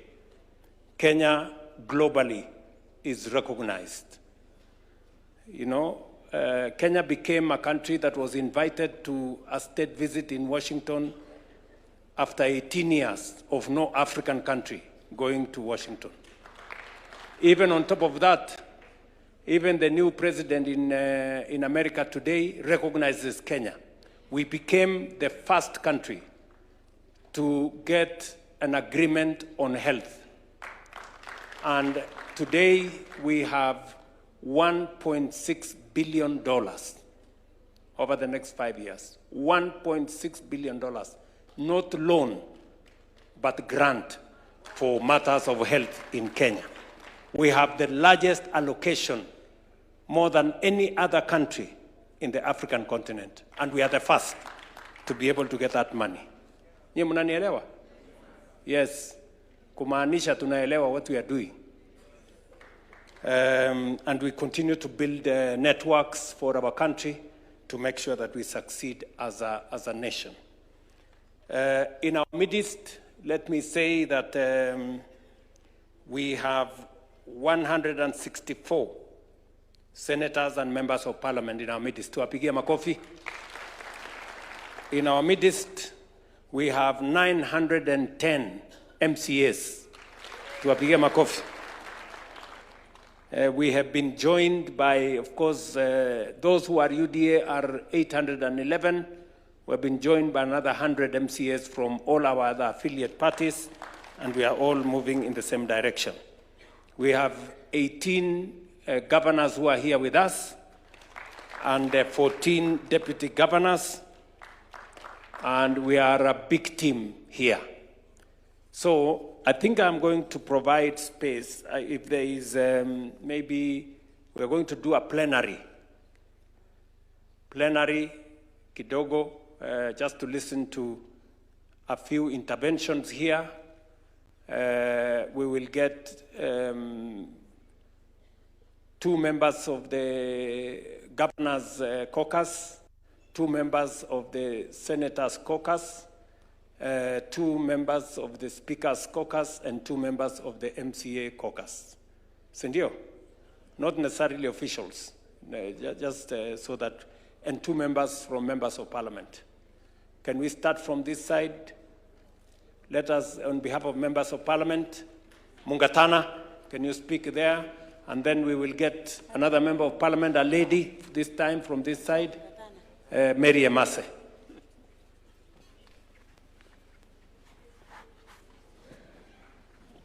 Thank you, Excellency. I wanted to speak on the question of UDA and ODM joining together. Your Excellency, I want to stand here and say we support, especially for those of us who come from the coast. When we started working with our colleagues who are from ODM, our focus as a region towards various development issues became much better. But the point I wanted to make, Your Excellency, you will remember the biblical story of the prodigal son and the son in the house. So, Your Excellency, as we go into structured negotiations, we, the children of the house, are very worried because sometimes the people who have been in the house, they tend to be sidelined when the other children from outside come inside. So, Your Excellency, we don't know the team that is being constituted by our party to go into those negotiations. But in as much as we support you, Your Excellency, please remember the children from the house. In the biblical story, you remember they complained. That son complained. And you know, when we see very nice ministries and everything going to the other side, Your Excellency, people worry. People worry, Your Excellency. They don't tell you, but people worry. So we just want you to constitute a team that will represent the worries of the children from the House. Thank you, Your Excellency. Thank you very much, Mary Emase. We are taking notes. We have had you, Mungatana. Thank you, Your Excellency. Mine is on aspirants. You know, Your Excellency, Kenyans tuko na tabia zetu. There are individuals out there who are interested in vying, but they are still in a wait-and-see mood, waiting to see the wave. Just for avoidance of any doubt, we want to be sure. Supposing somebody doesn't show up, doesn't register, and then they emerge sometime towards the end of the year or next year. And surprisingly, probably these are very strong candidates. Are we going to open a window for these aspirants to register, or our word here today is final, that they register before 4th and not come to disturb us later, sometime along the way? Just that reaffirmation. Thank you. Thank you very much. Thank you very much. I think I will answer, let me answer both of them. Starting with Mungatana, I want to tell Mungatana that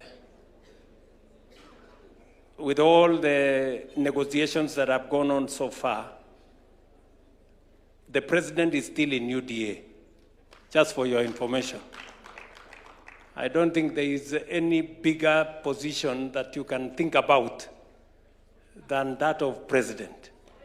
And we have made sure that we have balanced all the other negotiations, all the other positions appropriately. There will be give and take. In any negotiation, there is give and take. But as you have said, we are going to be careful to make sure that that is win-win and not win-lose. That is the position. Insofar as what Madam Emase has said, we are not closing the aspirants forum now, but we want to make sure that those who are willing to be part of this movement, we are giving them a window to come and work with us towards 2027. Of course, those of us who are already within the party, we have an advantage over those who are coming from outside. And it is up to you. You know, I see, if you are a member of parliament, for example, and I keep telling my colleagues here, as a member of parliament, if as a member of parliament today, you have a salary, you have CDF, you can access